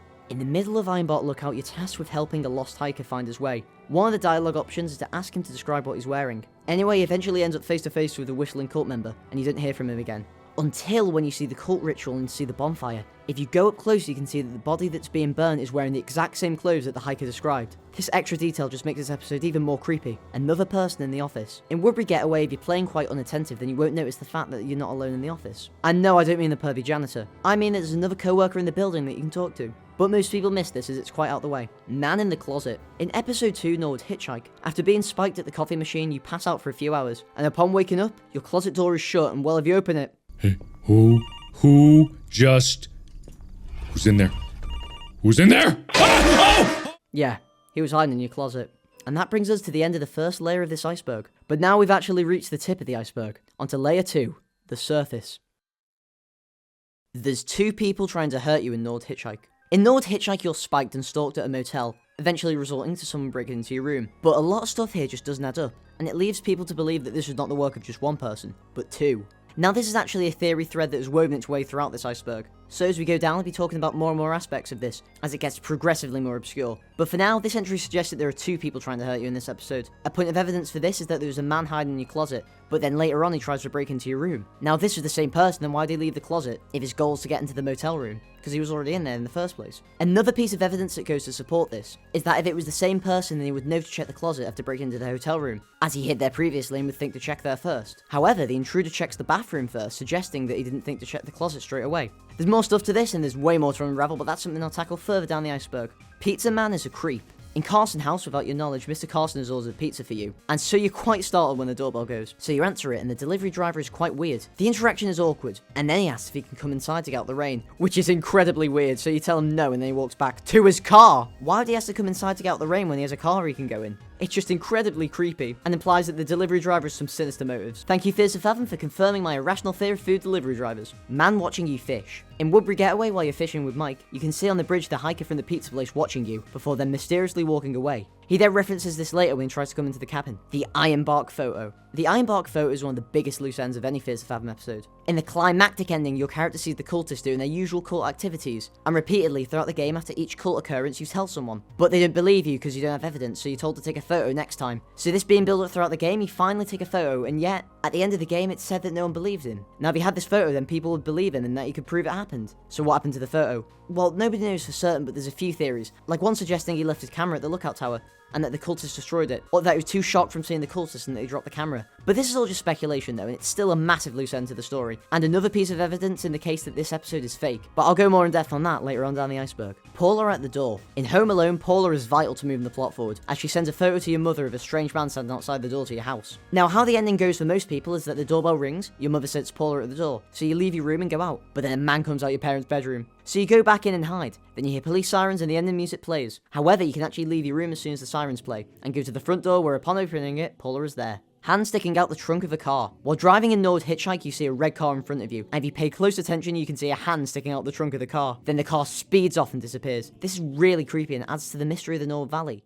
Humming woman. In episode 3, you go to the grocery store, and one of the customers there is a strange woman who's constantly humming while walking around. But if you actually speak to her, she just stops humming, and says nothing, and just stares at you, and it's quite unsettling. Alternate route in Woodbury Getaway. In Woodbury Getaway, there's actually an alternate route. When deciding on what game to play, you can either pick Jenga or use a Ouija board. If you pick Jenga, then you play a short minigame where you have to draw a shape, and if you mess it up, the tower falls. And if you use the Ouija board, you and Mike go to the basement. But then you hear a noise and Mike runs off like a little bitch. Although I think anyone would do that in this situation. Not me though, because I'm cool and strong and not scared of anything. Mike would have been the antagonist. This suggests that in Woodbury Getaway, Mike would have been the antagonist if it wasn't for Nora interrupting him. His advances are quite weird, and towards the end of the game, he comes into your room late at night and wants to recreate something you both did drunk on a previous trip.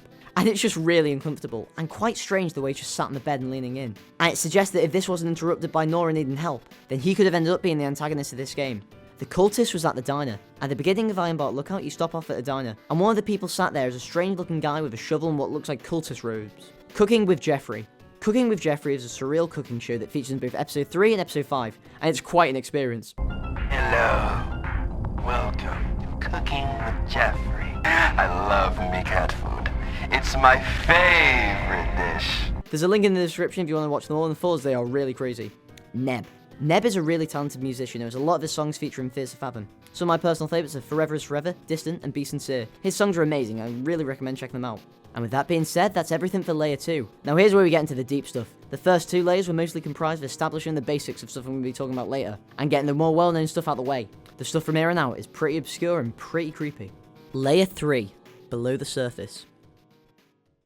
The cultist was in the bathroom of your RV. Remember the guy at the diner from earlier? Well, after a nice meal, you leave the diner and see that the door to your RV is open. Then upon going to the bathroom of your RV, you see that the door is jammed shut. Then when you arrive at the ranger station and talk to the park ranger, you see a man walking through the window. Kara's car parked outside. After getting back from the grocery store in episode 3, at one of the windows of the Carson house you can see Kara's car parked outside. This implies that she saw you when leaving the grocery store, and then was waiting to follow you on your bike back to the Carson house. Norwood is the only episode you don't get to safety in. Most Fears to Fathom episodes end with a resolution of the threat, and you feel a sense of safety and comfort, and often it involves you escaping from the bad situation. However, in episode 2, while yes, the threat of the intruder is solved, you still don't feel safe and you're still not in safety. Your car is still being towed by Tommy, as you can see in the credits. You're also still at the sketchy motel, and as I mentioned earlier, there's at least one more person after you, so you're still not fully safe. This is in stark contrast to the other episodes, where either everything is resolved or you escape to safety. Norwood Hitchhike has always felt unique and different to me, as it stands out from the rest, and I think this further proves that.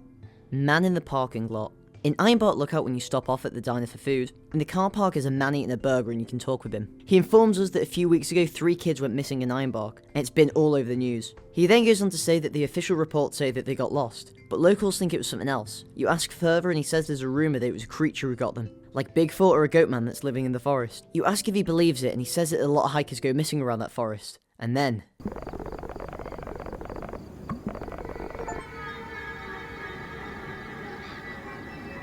This interaction is incredibly unsettling, and is one that I missed on my first playthrough and so did a lot of other people.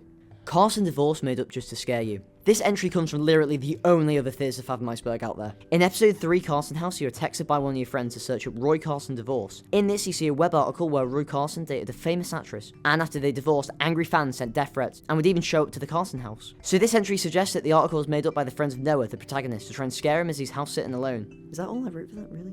However, we know from the grocery store that Roy Carson did get a divorce, as it's mentioned in the dialogue with the friends, so I don't think it's likely that the divorce is fake because it's real and it's said in the story. Ironbark Lookout is fake. This is probably the most contentious issue in Fears to Fathom discourse. Are the stories actually true? And does it even matter? Well, those are massive questions that go way beyond the scope of this video. But what I am going to cover is if episode 4 Ironbark Lookout is real. There are some pretty strong points that lead towards the fact that yeah, it is fake. And I've read through so many Reddit arguments on this while researching for this video.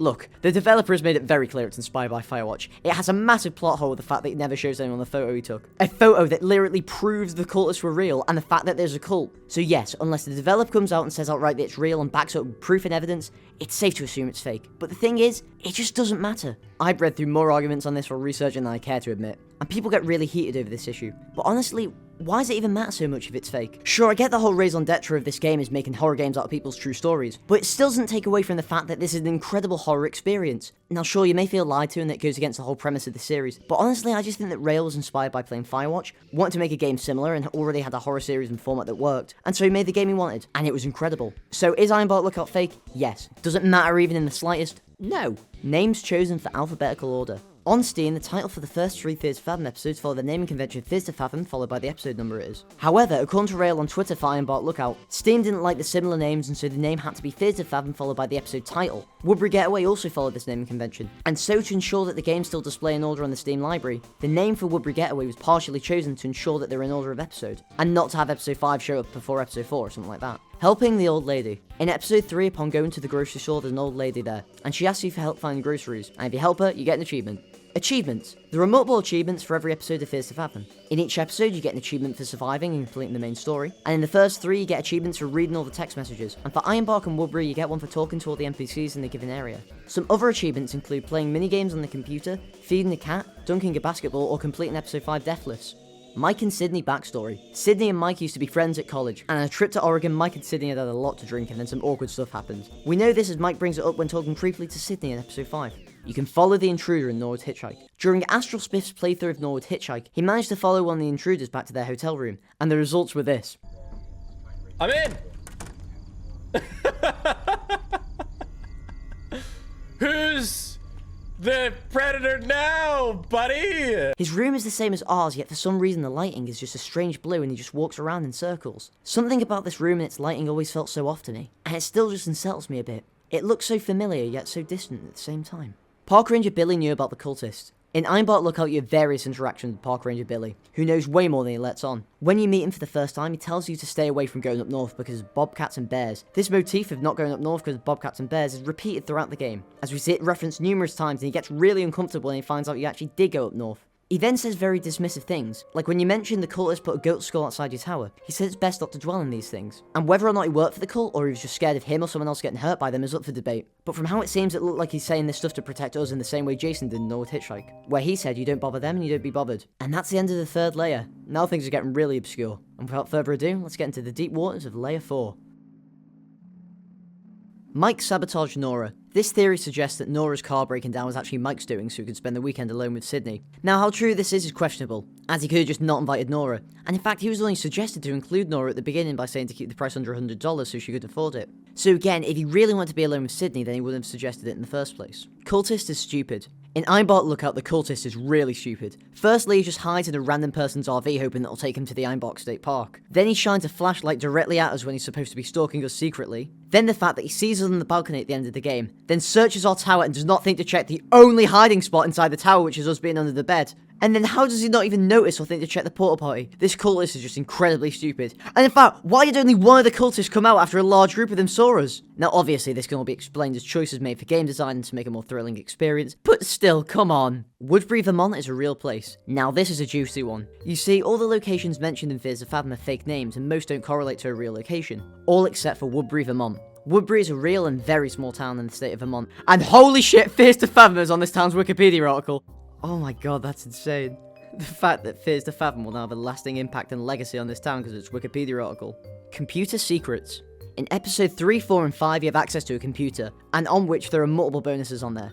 For example, all 3 episodes of games you can play like the flag quiz, the zombie shooter, or the typing game. And Ironbark Lookout has a bunch of cool bonuses like the Jacksepticeye training video, while in Woodbury you have the cool bonus of an Excel spreadsheet. Great. Woodbury glitches. When Woodbury Getaway was first released, there were a decent amount of bugs. Now, obviously, this isn't meant to be a criticism or negative towards the developer. It's a launch of a game, so of course it's going to be buggy. This is only being brought up because a lot of the glitches were quite funny. For example, in the pizza place, the hiker and this other guy just got stuck walking into each other. It's pretty funny. Then when going into the cabin, I fell at the map so many times. Fridge loses food. Throughout Woodbury Getaway, more and more food is progressively lost. This is assumed to be Rick taking it as he's living in the basement. cat video. This is peak cinema. Cats.mp4 is a video which features on the PC and Ironbark Lookout, and it features a beautifully surreal video of cats just being cats. I would highly recommend checking it out. It's peak. Talking to the intruder. At the end of Norwood Hitchhike, you're able to talk with the intruder. Kind of. Basically, this game can detect your microphone inputs, and when I was playing through Norwood Hitchhike, whenever I would speak, I could hear the intruder respond. Hey. Hello? What the fuck? Hello?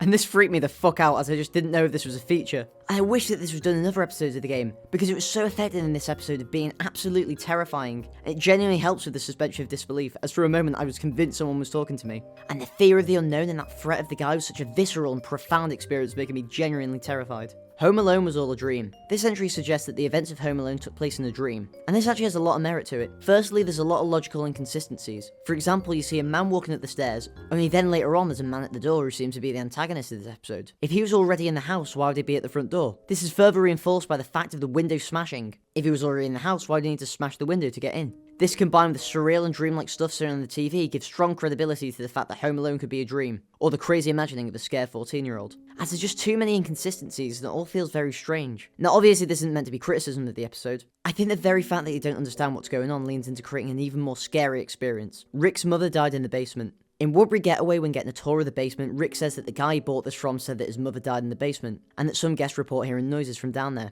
Now you may be wondering, hang on, Rick said it was someone else's mother. But no, he also said he owns the house. So we know that Rick is pretending to be the owner of the house. So what if fake Rick is actually the guy who sold his house and his mother died in the basement? Carson House is the most realistic. In every episode of Fears to Fathom, there's always some unexplained or unrealistic aspect to it. Like the confusing plot of episode 1 I mentioned earlier, or the fact that in Norwood Hitchhike they just got away with setting up a spiked coffee machine and could move it and put it there without anyone noticing. And then the assumption that Holly would get coffee from it. Then there's all the cult stuff in episode 4 and all the points suggesting it's fake that I mentioned earlier. And then in Woodbury Getaway, how did the hiker walk the same distance that we drove, and then just so happened to come across the cabin we're staying at? However, Carson House doesn't have any real logical inconsistencies, as everything makes sense and has a reason behind it. How did Kara know where we would be? Well, she followed us biking all the way back to the Carson House. We know this because her car is parked outside and we can see her leaving the grocery store. And the story of the antagonist isn't anything wild and wacky. Out of all the stories, this is the most realistic. However, it doesn't mean it's the most scary, as while Ironbark is the least realistic, it's also the most scary and my personal favourite. Everyone in Norwood Hitchhike was in on it. For this, I'll be going through each character and explaining why either they were in on it or they knew more than they were letting on. First, this man walking in the forest, according to horoscopes, is the same model as the guy who breaks your car. The gas station clerk tells a story about the Norwood Valley monster and not to pick up hitchhikers. This may act as a warning to scare you about the intruders later on. Then, Jason picks you up and lets you hitchhike. You talk about the Norwood Valley monster and he says he doesn't believe in it, but the strange occurrences and that a car breaking down could have been one of them. And then he says that you don't bother them and you don't be bothered. Then he takes you to a motel, and from that text it looks like he chose that motel specifically. So this leads me to believe that Jason was in on it too, due to him choosing this motel which led to all the later occurrences. Now what about the motel owner? Well, upon seeing the coffee machine, his whole demeanour changes, and he demands you go back to your room. This shows he has some awareness of what's going on, and that there may have been previous incidents with these people before, as even his co-worker Tommy is aware of this, as he says, "What is wrong with these people? Mercy, mercy, mercy." Then there's also the fact that there's just pills in the motel room. Now I'm not American, but I don't think there would be antipsychotic medication as a standard of motel rooms across the country, let alone in a motel as struggling for money as this one seems to be. So could the motel owner be in it too? Well, I think he's in on it in the same way that Park Ranger was in Ironbark. I think he's following the "you don't bother them and you don't be bothered" mentality. But after seeing someone break into our room, I think Joe takes a more active role, as he sees we're in danger and goes to save us. So overall, everyone in Norwood knows way more than they let on, and people that you thought were innocent might actually be in on it. Wow, and here we are again, at the end of another layer. This is where things get obscure, unknown, and dark. Welcome to Layer 5, The Depths. Ironbark Lookout real life location. Okay, this is a juicy one. What a way to start off this layer. Now, a lot of this comes from Rex0998's video on this, so I've linked it in the description. Firstly, while there's no park called Ironbark in Washington, it may be based off two other parks in Washington, Mount Rainier and Olympic National Park, which are both said to be haunted with numerous cases of people mysteriously disappearing without a trace. This video then goes on to suggest that the fire lookout at Mount Rainier called Gobbler's Knob, which means something way different in Britain, is the site where Ironbark Lookout took place, due to having a similar design and a lake nearby, just like in the game. Now apparently there's a cult nearby and there's a lot of people talking online about the strange occurrences of Mount Rainier and cults and disappearances. However, his evidence for this was r/no sleep, which is a subreddit for sharing short horror stories. However, they are all works of fiction. It is fake, but the rule of the site is for it to be presented in a way that seems real and believable, similar to Fears of Fathom, so I can see how this confusion emerged. So is this the actual real location for Ironbark Lookout? Well, obviously I think Rail would be inspired by Washington and the nature and fire lookouts of Washington, but as I mentioned earlier, the game is most likely fake and therefore there's no real location. You were high the rest of Norwood Hitchhike. This entry suggests that after having the coffee, the effects of the spiked coffee never wore off. Some evidence supporting this is the fact that Joe mentions your eyes being red, the fact that you don't end up getting to safety and spend the rest of the game deeply paranoid. However, the sequence where you are high is clearly made distinct through blurry visuals and sound design. Black bar over eyes. This is a thumbnail convention of nearly every recent Fears to Fathom video essay, which I think can be traced back to Zera on their ranking every Fears to Fathom episode video, and then has basically been mimicked by every other person, which isn't me trying to call anyone out. I get it, it works, and I'd probably done it for this thumbnail too. I fell off the map. I fell off the map is a line that displays on the screen whenever you go out of bounds in the game and, well, fall off the map. Van at the start is the same van that breaks your car. In Horoscope's video, he shows that the van we see driving at the beginning of the game is also the same van that breaks your car at the gas station, and is also seen at the motel and is assumed to be how they got the coffee machine in and out of the motel. This makes the episode feel all the more creepy as it shows how you've been a target right from the very start of the game. The invader in Home Alone is your grandpa. Horoscope also found that the name of the intruder in Home Alone is called Grandpa. Why would your grandpa be breaking in? Who knows? Woodbury Gateway. Woodbury Gateway is a common mispronunciation and misspelling of episode 5 Woodbury Getaway, and it's been mixed up by a lot of people. Obviously this isn't a serious thing, and the majority of this came before Woodbury was released, so people weren't as familiar with the title, and were more likely to assume it said Gateway.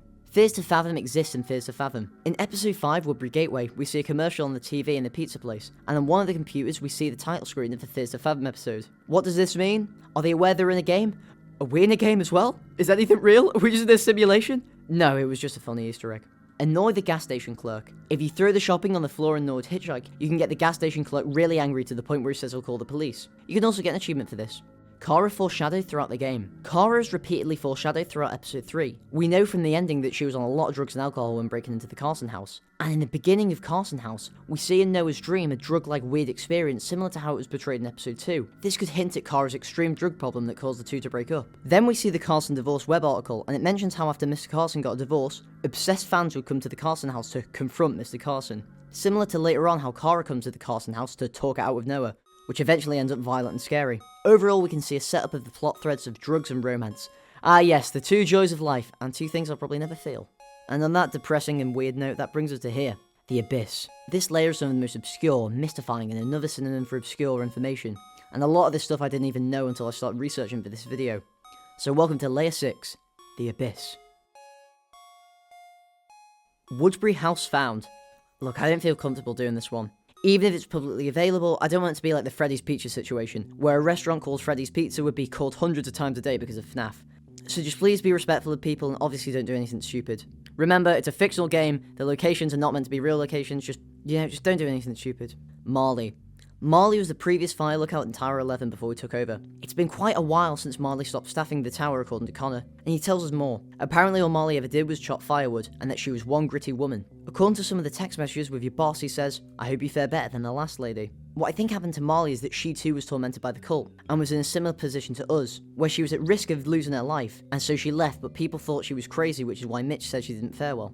Infinite items. In episode 3, when you go to the grocery store, you can just spam through items on the floor. And you can do this as many times as you want, leading to some pretty funny results. Woodbury Getaway is 3 antagonists. This entry suggests that Mike, the hiker, and Rick are all people who could have been antagonists in the game. We've already covered Mike previously, and the hiker, well, he's aggressive at the pizza place, he's spying on us at the bridge, and he tries to come into the cabin, and if it wasn't for Rick attacking him when he tried to enter through the basement, who knows what he would have done.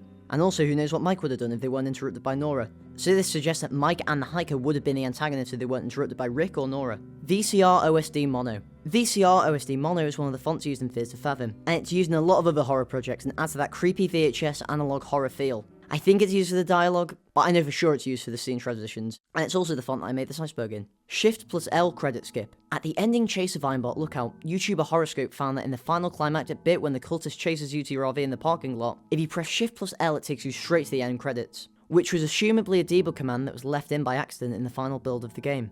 Woodbury secret ending. When you drive Mike's van after the pizza place in episode 5, if you just turn the car around and drive the opposite way, your character just says, "I decided to go back," and it cuts to black and you go back to the title screen.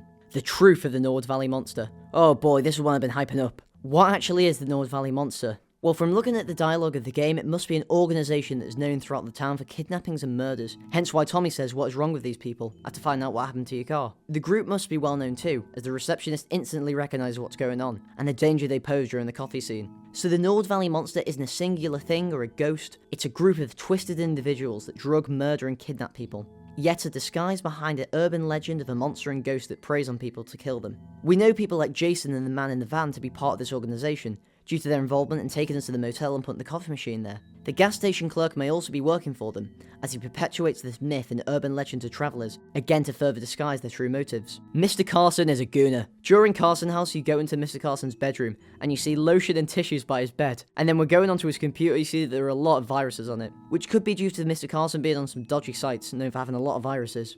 Carson House true story found. Okay, this is a more serious entry. There's a YouTuber called Mr. Nightmare who posts a lot of videos similar in style to the Fit to Fathom games, where it's supposedly real-life horror stories. And let me play the opening of one of his videos and see if it sounds familiar. A couple weeks ago, my dad came home and pitched me a small job offer. One of his coworkers was going away for a few days and needed somebody he could trust to watch over his house. The reason my dad pitched this to me was because the man's house has a big CCTV system, basically a camera in every room, and then an operating desk where all screens could be watched on a big monitor. And I'm a computer science major, so my dad just always assumes that I know how to work anything technological. So when I wasn't eating, I was mostly just sitting in that room with the TV on in the background, and doing schoolwork on my laptop. Ironically, the thing I was doing the least was keeping an eye on the monitors. I noticed something I wasn't expecting to notice though. The back screen door was open downstairs. I didn't remember it being open. I looked through each and every camera screen in a panic. On the grainy, dark image, a tall person who resembled only a black shadow on the screen stepped out from the closet. I pulled my arms off the desk as I covered my mouth with my hands in shock. There was a knock at the door. I looked at it and then the screens. The first screen I laid my eyes on was the one showing the person outside the door to the room I was in. Yeah, now this doesn't mention any of the grocery store segments or the stuff with Kara, but I feel this was added by Rail to make it both an interesting game and story, while also building off the premise established by Mr. Nightmare. Connor was in on it the whole time. This entry suggests that Connor was in on the cult thing, and knew way more than he was letting on. After hearing the scream, you tell Connor about everything and he says it's the foxes. Then after saying it's a manly scream. I don't know what you're talking about, new guy, but I heard from the rangers that a lot of campers have been flocking to that area lately because of the disappearance of those 3 kids. People have started spreading rumors that the area might be haunted by some entities. And then he says, Sometimes, I only wish they were true. Implying that he knows the truth and that it's not cryptids or entities and that it is the cult. This also explains why the cult hasn't tried to intimidate him, as he's already given in and is helping cover up and following the you don't bother them and you don't be bothered mentality. Then also the fact that Connor conveniently goes to bed as soon as there's smoke up north, which could be Connor knowing about the cult and not wanting to get involved, instead getting the new guy to take care of it to save himself. However, he does support you when you mention Silas and tells you to report it, and he acts very professional about it, so this may suggest that he doesn't know anything about Silas. Either way, Connor knows far more than he's letting on and may have some sinister and ulterior motives. Down La Oad. Down La Oad was a spelling error on the computer when Carson House first released, and, surprisingly, was a typo of download. And finally we're here, almost at the end now, not long left to go. Here we've reached the final layer, Layer 7, the unfathomable. Zeke is being poisoned by angry fans. This entry suggests that the angry fans of Mr. Carson's ex-wife poisoned Zeke. The evidence for this is the fact that it's mentioned crazy fans go to the Carson house. Zeke also spends most of the time outdoors in the doghouse, and has his food bowl out there. From the messages with Mr. Carson, he says that Zeke has been a little sick lately. We know that the divorce and angry fans has been recent as well, so this correlation could suggest that angry fans may be poisoning him. Roblox Remake. After the release of Episode 1 Home Alone, Rail gave permission to a Roblox developer to remake his game on Roblox. This is actually quite a faithful one-to-one recreation of the first episode, and since it's free on Steam and free on Roblox, it's great for people who don't have the means to play Fear to Fathom to finally try it out for the first time, and at no loss to the developers since the game is free either way. The Bear/Secret Area. In Episode 2, while driving through the Norwood Valley, if you take a turn you can come across a secret area that the majority of people have no idea exists. When you go there you can see a bear begin to walk across the dirt path, and you get an achievement for it. This area is just so creepy and unsettling though, with decrepit and abandoned buildings all around. I can't believe this has been in the game this long, because I had no idea it existed until researching for this video, and I wonder how many things just like this are still hiding in the games. Handcar is at the motel. In Horoscope's video on Norwood Hitchhike, he discovered that the car in the parking lot of the motel is the same car as the one at the beginning with the hand sticking out of it, and sure enough you can hear breathing when next to it. This is just incredibly creepy, and really makes this whole world feel connected. When I started researching for this Iceberg, I thought that Norwood was the most inconsistent, and really strange and hard to understand, with a lot of loose plot threads and confusing details. But as I've researched more and more for this Iceberg, I've come to understand that literally every detail is connected, and not a single detail is there by mistake. And this is further proof of that, as Horoscope goes on to say that this may potentially be the intruder in the back of the car. Every copy of Fears to Fathom is personalised. This entry is the scariest one on this list. Every copy of Fears to Fathom has an AI in it that's personalised to the person playing. I was in the corridor in Peach's Castle and Norwood Gateway Carson lookout, and then the Warrior apparition showed up. So that's the end of the Iceberg chart, and wait, don't click off! This video has taken a lot of time and energy and just weeks of constant work to get this out in time. So if you could subscribe, it would mean a lot, and if you're feeling extra generous, I have channel memberships, which you can press the join button to see the perks. Okay, I have a few people I need to credit and then I'll let you go. Firstly, thank you to Horoscope for their videos on Fears to Fathom, as a few of the entries came from their videos. Then, of course, to Rail for making Fears to Fathom. And thank you to the guy on Reddit who made the only other Fears to Fathom iceberg out there, who I took a few entries from to flesh out my iceberg a bit more. You can find links to all these guys in the description. Then thank you to Silent Chatterbox 52 for their amazing icebergs on Undertale and Deltarune, which I took some inspiration from on how to structure and format this video. Then thank you to Mish Cos, I hope I'm pronouncing that right, for making that Mario 64 iceberg. I loved that video when I was a kid, so I wanted to just reference it in some form at the end. Anyway, thanks for watching. Chillas Art is a horror game studio run solely by two brothers, making some of the most horrifying Japanese retro-style horror games you'll ever play, and is taking the internet by storm. From solving the mysteries of a haunted house, to a ghostly presence lurking in your convenience store, to being a detective solving the haunting disappearances of missing children, to then being stalked while working at a coffee shop, or even having your life in danger while live streaming. All of these games absolutely terrify you to your core, and so in this video essay I'll be breaking down and analysing 5 of Chillas Art's most terrifying games from across their huge library, and explaining what makes them so amazing and so scary, and also how each game far surpasses the one before it. So sit back and get ready to explore the disturbing world of Chillas Art games. Also, pretty much all of these games contain some really disturbing themes and may be triggering, so just be warned. Anyway, let's start with one of their earliest games, Okaeri. Okaeri is Chillas Art's first game to ever release, and already we can see the start of their unique and terrifying style, as this game scared me so much to play. And whilst it is short, it provides an amazing horror experience and lays the foundations of aspects we see in later games that become staples of their horror style, and with it releasing all the way back in 2019 to a decent success. It begins by showing a haunting alleyway with the eerie sounds of crows, as you're then able to begin walking down it where your character says how she needs to get back home. And as you walk down the streets, there's a really ominous feeling with it being so dark and empty, as you navigate your way through, eventually reaching your house, which is just as creepy as everywhere else as you then enter. Your character calls out only to be met with no response, as you explore this unsettling abode with there being such an emptiness throughout as you explore the house. Yet every single door is locked and there's boxes everywhere. You see, in this game you play as a teenage girl who has just moved into a new house with her mother. But where is she? Well, you try to open one of the doors before then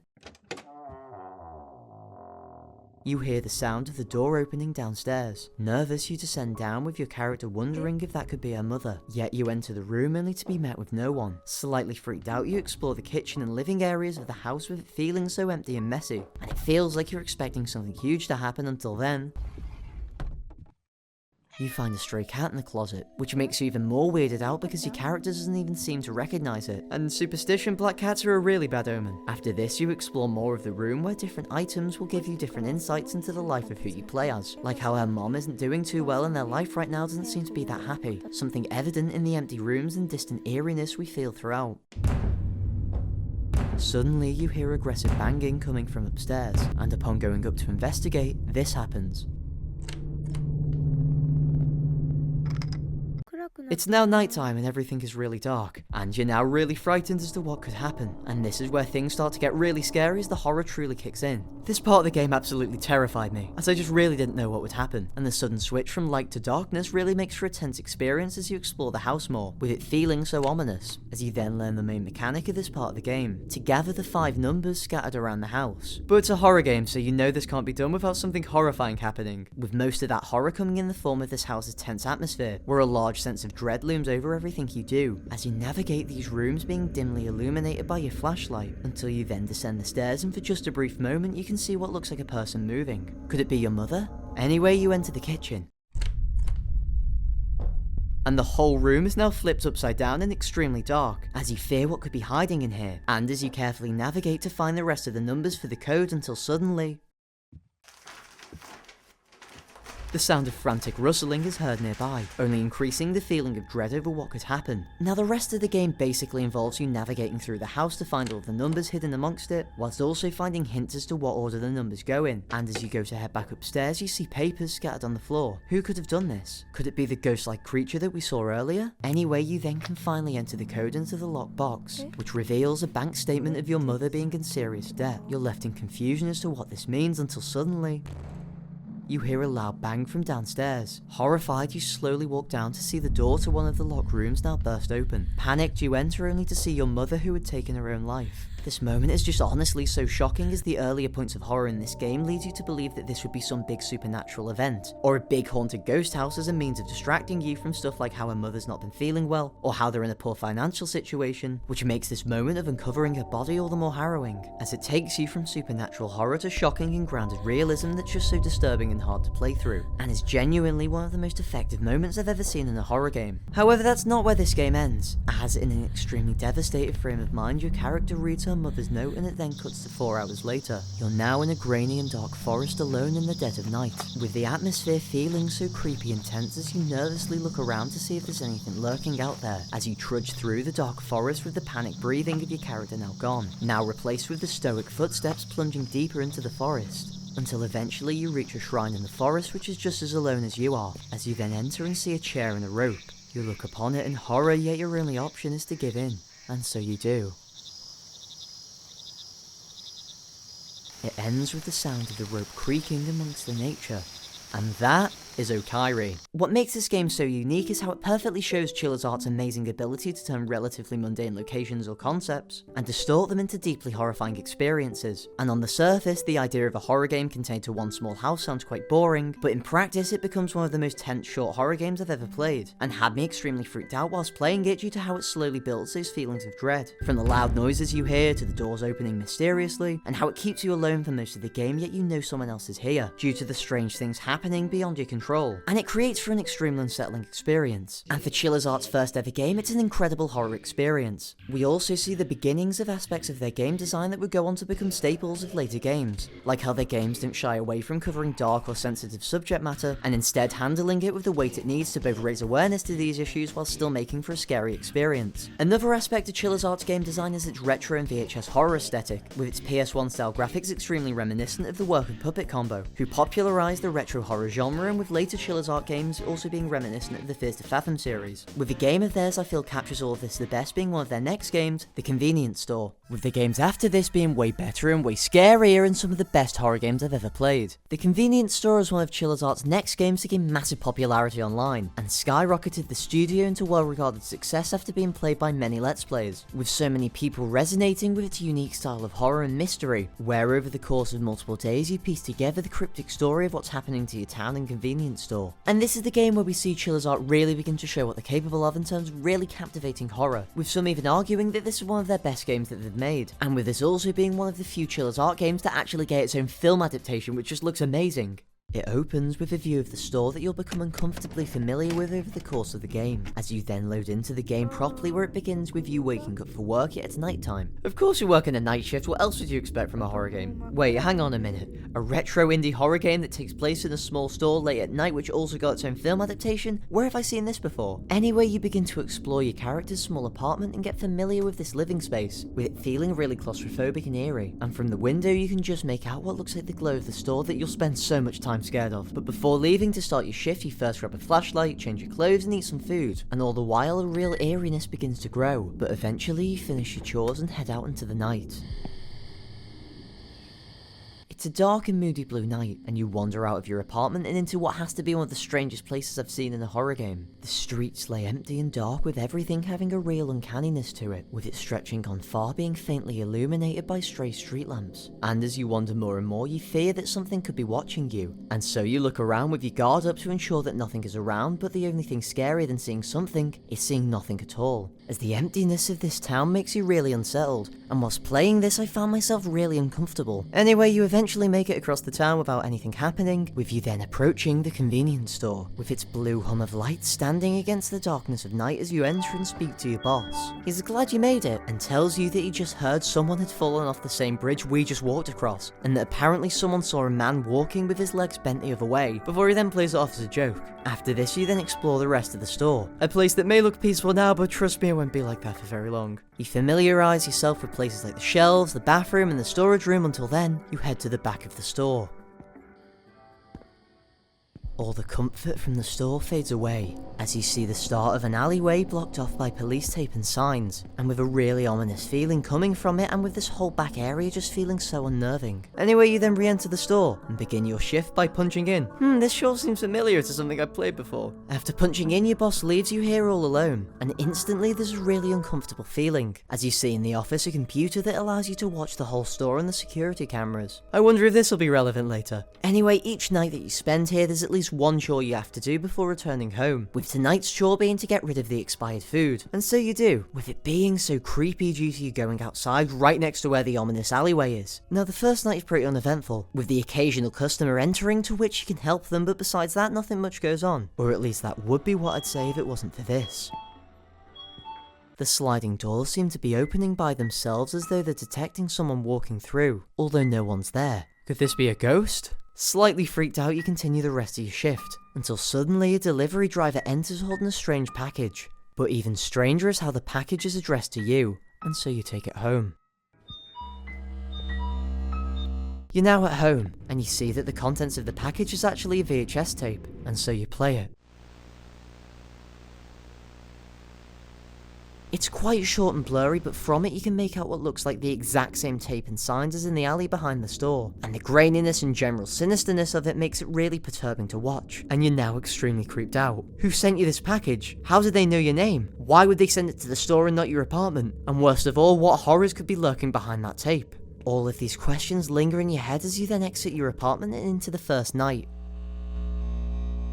What makes the intro to this game so unsettling is how it has that gentle build-up of paranoia. From the beginning in the house, while it may seem somewhat safe, the general lack of sound or comforting atmosphere already gives the sense that something about this place is off, which is only then heavily reinforced later as you exit into the town, where this walk to the store is absolutely petrifying on a first playthrough, and gives a similar feeling to the introduction of Okaeri. In an interview I found with the brothers behind this game, they said this about finding ideas for their games. There's also something eerie about Japanese scenery. Public telephones, tunnels, subway platforms, and so on.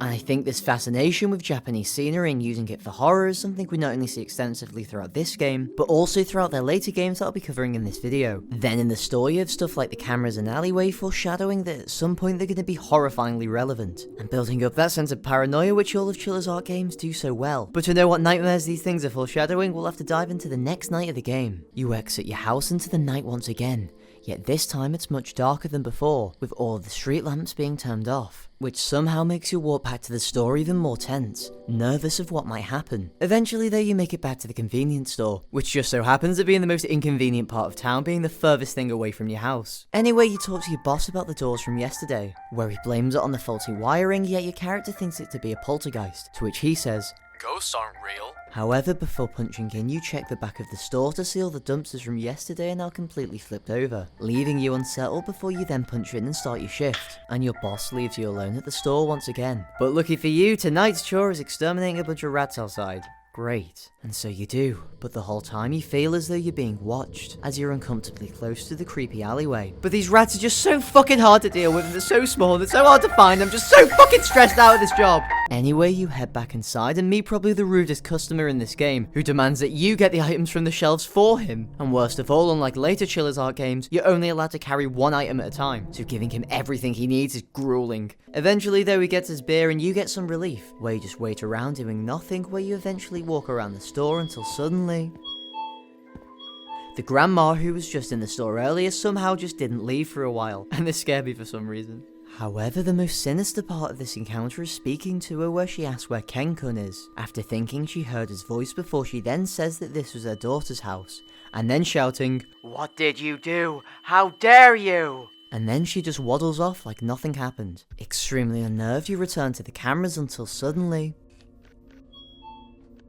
you see for a brief moment what looks like a kid running up to the door to set it off, Could that be what's been going on this whole time? Anyway, shortly after this, the delivery driver appears yet again, asking to pick up a package. Yeah, there's no package, right? Yet when you check the office, somehow there is one, which you then hand over to him as he leaves into the night. And that is the end of night 1. The next night begins the exact same as all the others that came before it, except for the fact that thankfully there's no creepy tape. Yeah, it happens to be raining, and so you take your umbrella with you, but then you open the door and see a package addressed to you. Horrified, you take it back to your room and watch it, as it shows some random house, but nonetheless it's still incredibly ominous, and a sign of the horrors that you're about to endure. But the most disturbing part about this is that whatever person is behind the tapes not only knows your name and where you work, but now they know your home and where you live, and this makes the rest of the game far more horrifying. You leave your house and it's raining, and so once again you undergo the tensionary walk to the convenience store, and I think it's a really cool detail how the weather and atmosphere changes each night, with the rain adding an even more unsettling ambience as for once it's not as quiet. Yet from here the horror only builds as you enter the store, only for your boss to be nowhere to be found, and so you check the back.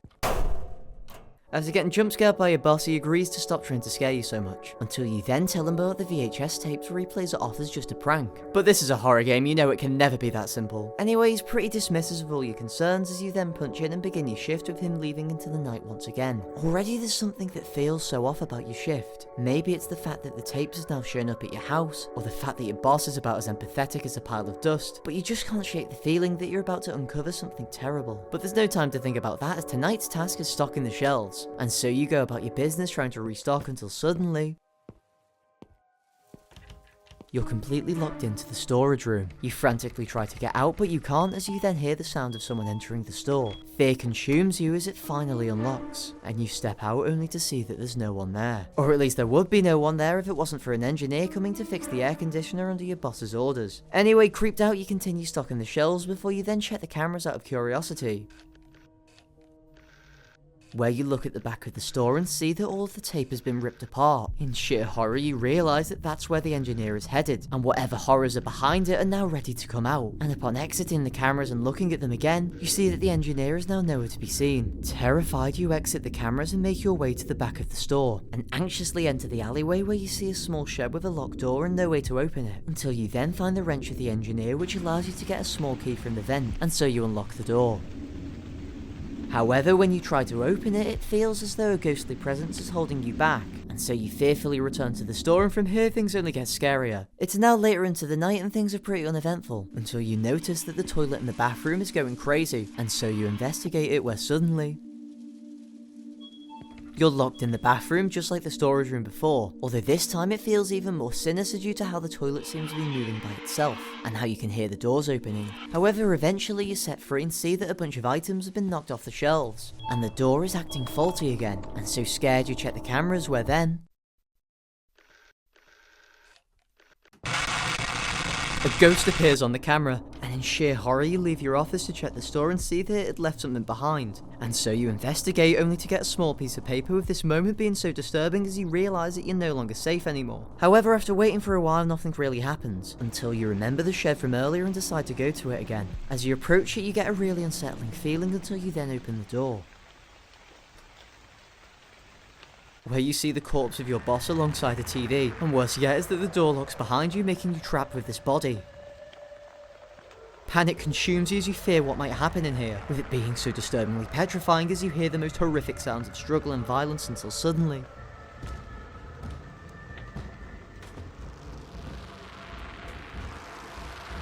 you see the head of your boss begin to move as it glares at you, following you around the room no matter how much you move before then.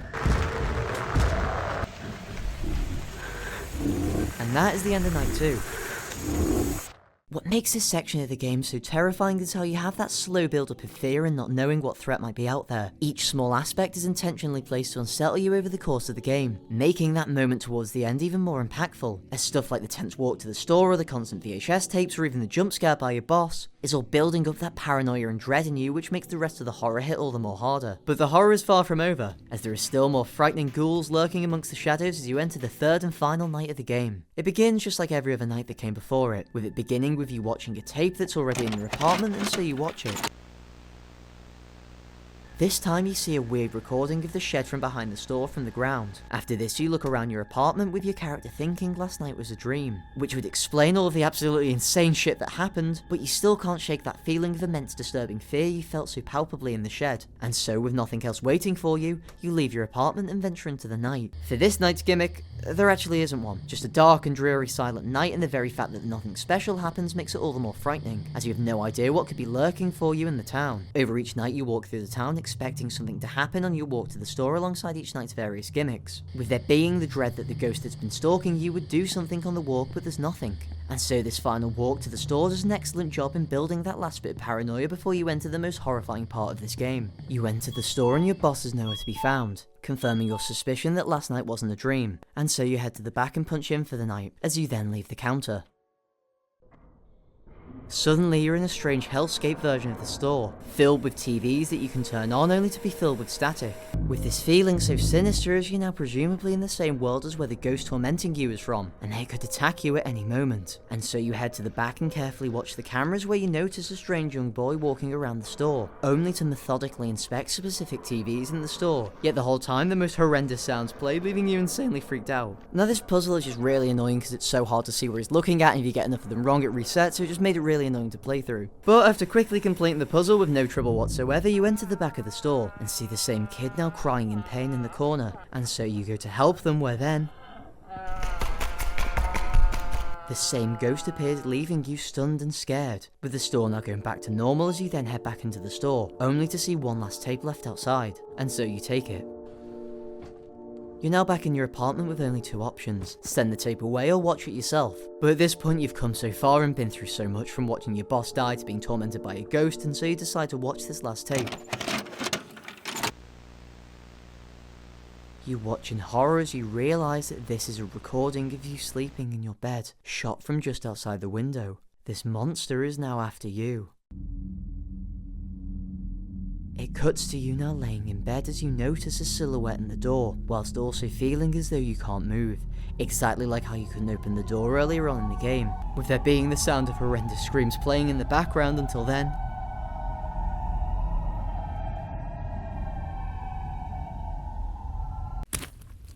And that is the convenience store. Or at least just one ending for it, with the other one basically explaining that the whole reason for the ghost was due to a homicide of a family occurring on the property near to the store, with these ghosts being a manifestation of that lingering torment and anguish. Upon knowing these details, like the ghosts and constant creepy occurrences, they now make sense and greatly show how there's always a really deep and well thought out story at the heart of every Chillas art game, as once you know this, every loose end begins to fall into place. But what makes this game so scary is how it manages to slowly build that horror across the various nights, and using the gradual rise and things to unsettle you to make for a really tense experience. And honestly, one of the scariest moments across these games for me has been that anxiety-riddled walk to the convenience store on that last night, with the safety net of your boss now gone due to his death, making you feel so vulnerable, and the fact that it's the last night makes you fear that something terrible might happen on your walk, yet the very absence of anything scary is what makes it so scary, as it leaves that dread unresolved, making the rest of the night far more intense. Now there is one other aspect of this game that adds to the horror of it, but I'll talk more about that later on as it relates more to the last two games I'll be covering. Although I have to say the most horrifying part of this game is how it places you in the shoes of a severely overworked night shift employee. And if I have to hear that god-awful store music one more time, I'll kill my boss before the store— oh, fuck. Personally, I feel the supernatural elements were really well crafted, and compared to Okaeri, we can see a massive increase in scope and production value, with the graphics being far more detailed while still maintaining that retro VHS quality. And instead of being limited to just a house, it utilises a variety of distinct and disturbing locations to make each moment of horror stand out. Yet just like Okaeri, we can see that at the very core of this game is a story so deep-rooted in tragedy, yet expressed through horror gameplay elements. And I think this is part of the reason this game became a cult classic Chillas art game, and why it was also later adapted into a film, with it also laying the groundwork of elements that games afterwards build upon massively, with one game in particular after this one being one of the most emotional and scary stories I've ever seen in a horror game, with that being the game Missing Children. Also, if you've enjoyed this so far, why not subscribe, since it helps me out a lot and makes huge projects like these worth it. And if you like these games, you're bound to like my other stuff too. Anyway, enjoy the rest. Now originally I intended for this section to be much longer due to the fact that this game really marks a turning point in the design of Chillas art games, from otherworldly horror to deeply real and haunting narratives that could happen in real life. and I realise it's actually quite a short and mostly uneventful game that's quite repetitive. However, it is one of their most unique games and lays groundwork for some of Chillas' best games that I'll be covering later, with it releasing just shortly after the convenience store in June of 2020, and is one of the scariest yet also most heartbreaking horror games I've ever played. In the game, you play as a detective investigating the disappearances of 3 missing children, where you're tasked with navigating a small Japanese suburb with background music that sounds oddly familiar.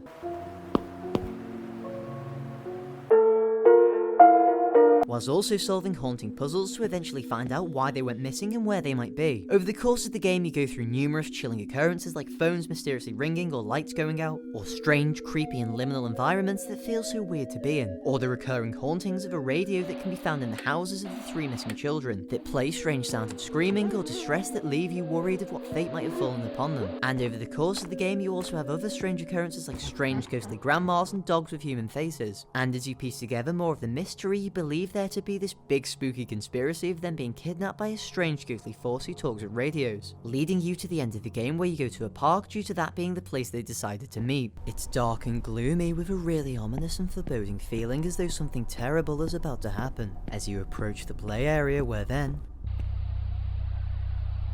you see what looks like a ghost stood atop the play area with the sounds of static and crying playing once again, and this moment is just so terrifying as you walk through with this figure continuously watching you until then you see a shadowy girl running through the park, and so you follow her down the street only for her to run off into the wilderness, with you being unable to follow her. But what makes this moment even more horrifying is how you still haven't found the 3 girls, and whatever ghostly forces lurking here may have already gotten to them, and you could be next. After this, you make your way to a creepy set of docks with the sound of screaming playing as you approach further, before then you reach the end of the pier and see shoes and some rope.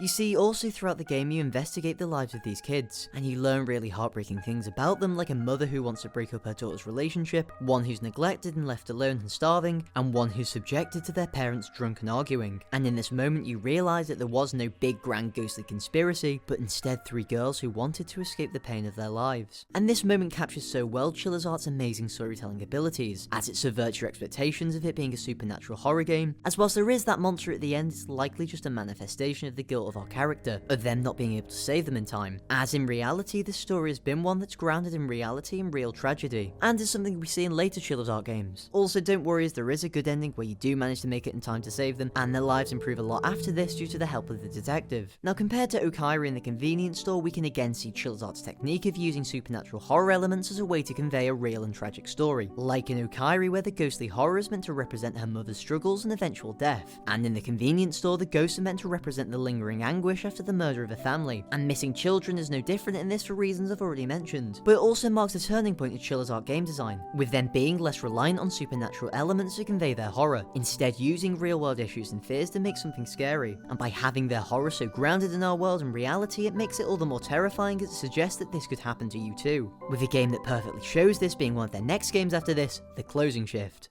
Also, I know I pretty much brushed over this game, but the gameplay was really repetitive and I felt that I could shorten it down to this to give me more time to go deeper into their better games after this. The Closing Shift is one of Chillas' most infamous games, and is probably the one you've heard of them from, with it releasing in March of 2022, and with it widely being considered one of the greatest and most scariest games yet, due to how effectively it simulates real-world issues through the lens of a horror game, and it's honestly one of the most visceral and horrifying gaming experiences I've ever had, with this game not relying off the paranormal for its horror, by instead making the threat far more real, and is personally my favourite Chillas game, wherein it involves you playing as a girl working at a coffee shop, and whilst it sounds simple in concept, it's one of the scariest games I've ever played. Also, this and the games afterward heavily feature themes of stalking and assault, and may potentially be triggering to some viewers, so please keep that in mind. It opens with you in your apartment running late for work, with the apartment itself being very small and confined, with a cute little chinchilla plush on the table and a closet that a large person could easily fit in. Anyway, these types of apartments are extremely common in Japan for students and young people, and so already we can tell that we play as someone who lives alone, which already makes you feel far more vulnerable as you know it's a horror game. Anyway, you leave your apartment only to be met with the view of giant imposing buildings in every direction, yet despite that there's a huge feeling of emptiness as you make your way down to the bottom of the stairs until then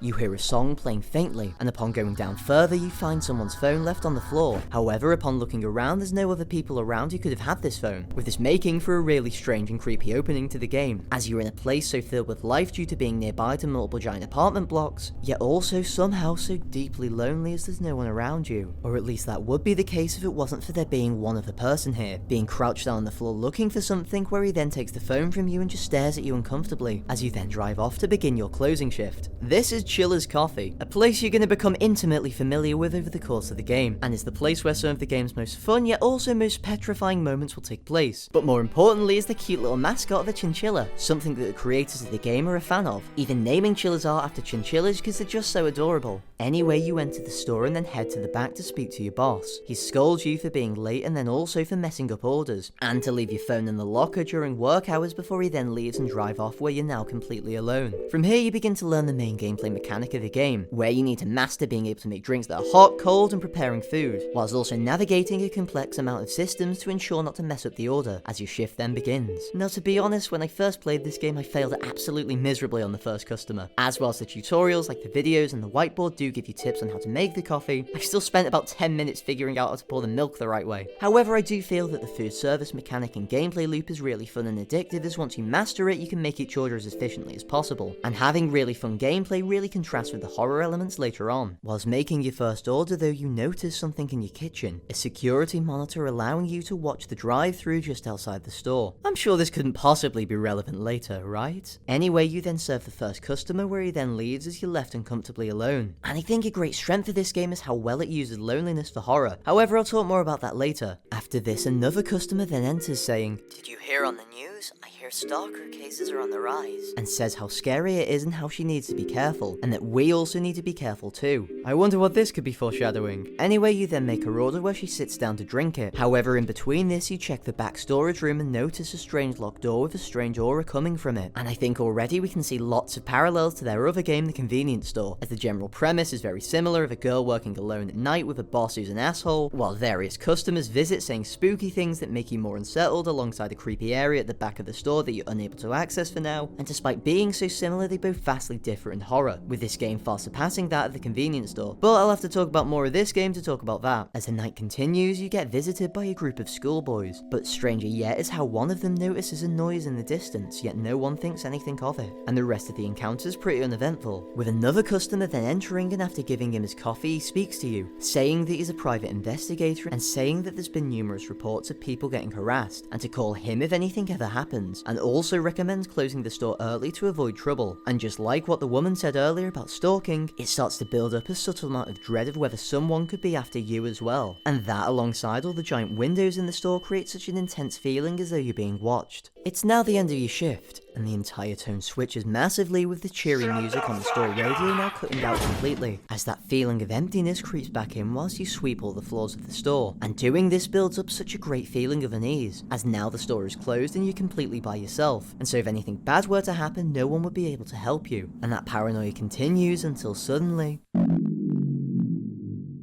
all of the power cuts out, leaving you in total darkness, and so you nervously make your way back into the store and eventually power the breaker again. But even weirder is that there's a carton of spilt milk just next to it that wasn't there before, with more being found throughout the back room, with you fearing where this might have come from and what it may have to do with the lights going out and the strange locked door. Anyway, you then replace the milk and enter the next night of the game.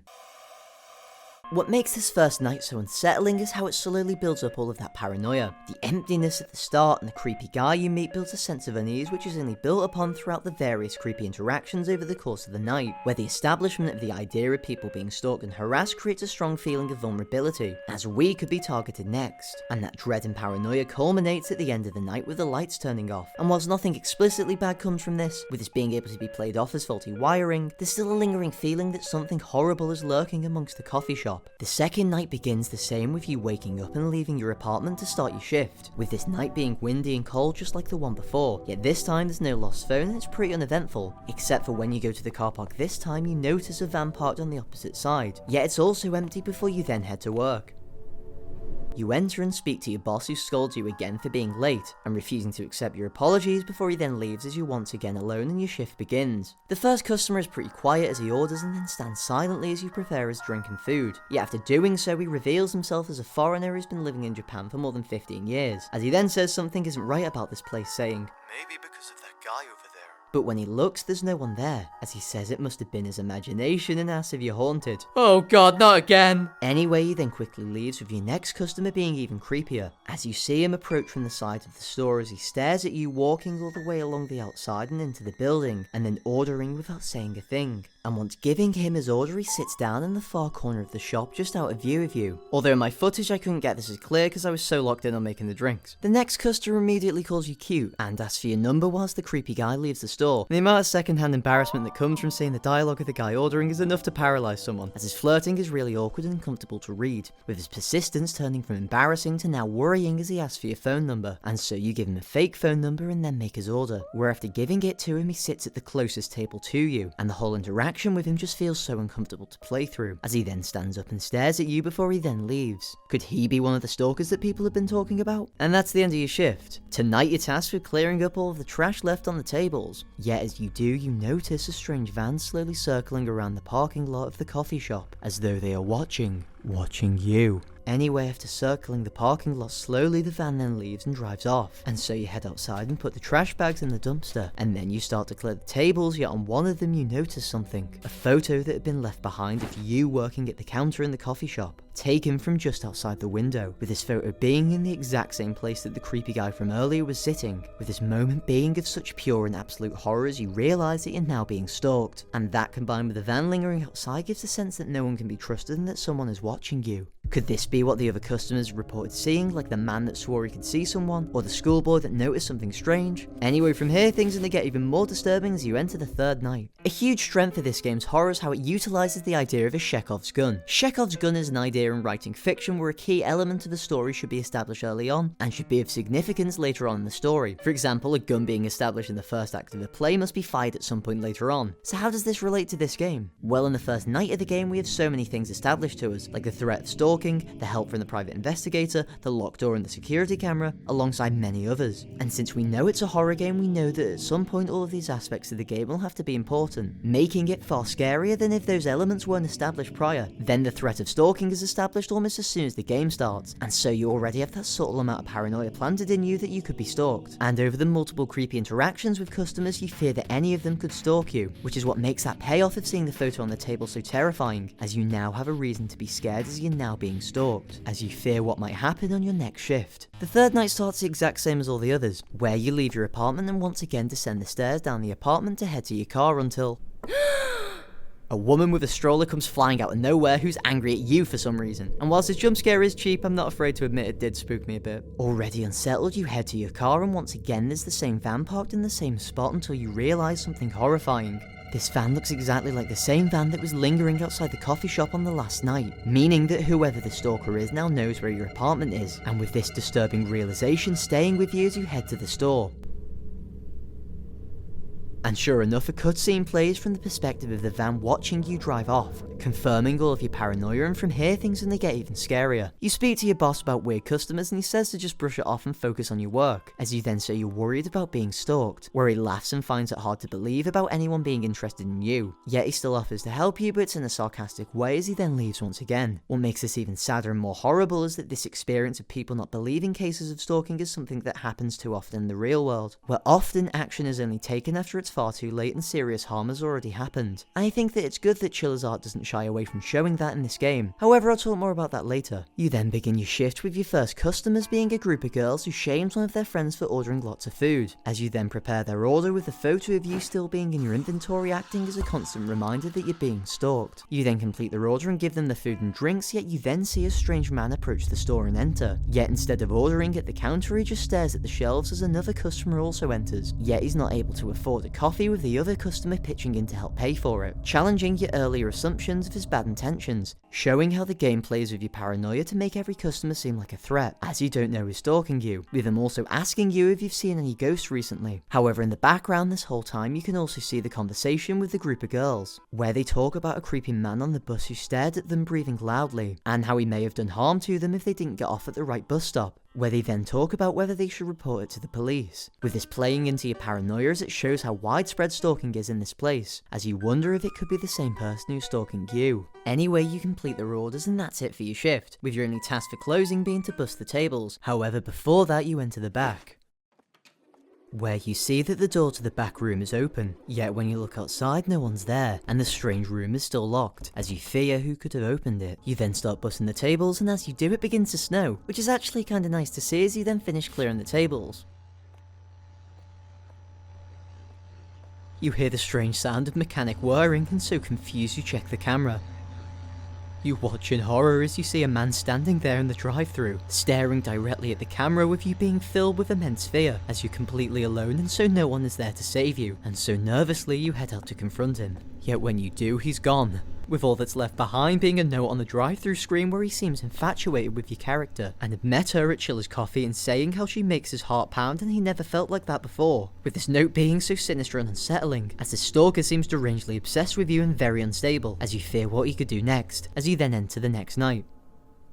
While short, this night is extremely nerve-wracking and builds upon the horror established in the previous 2 nights paramountly, to make that climax of seeing the stalker in the camera all the more scary, and the confirmation of the van outside your apartment being the same as the one outside the store makes it all so much more perturbing, with places like inside your apartment and working your shift at the store being mostly uneventful and not scary outside of some dialogue, and there's an element of safety you feel whilst making the coffee and whilst in your apartment, as you know that it's unlikely for something to happen. Yet then parts like just after your shift or leaving your apartment to go to your car, there's a strong sense of unease as the tone switches from safety to fear, as you feel so alone and exposed, and so by balancing places of comfort and places of fear it amplifies each part of it so much more, as leaving that comfort is extremely stressful. But also what's even more unsettling is when you see something scary in a place you once thought was a place of safety, and by challenging that idea it makes the game far more tense, with all of these horror techniques only being used more and more as we enter the next night of the game. The 4th shift opens not with you waking up, but instead from the perspective of the stalker, where you see multiple photos of your character alongside milk and a coffee cup, only showing how deranged your stalker really is and the threat that you're up against.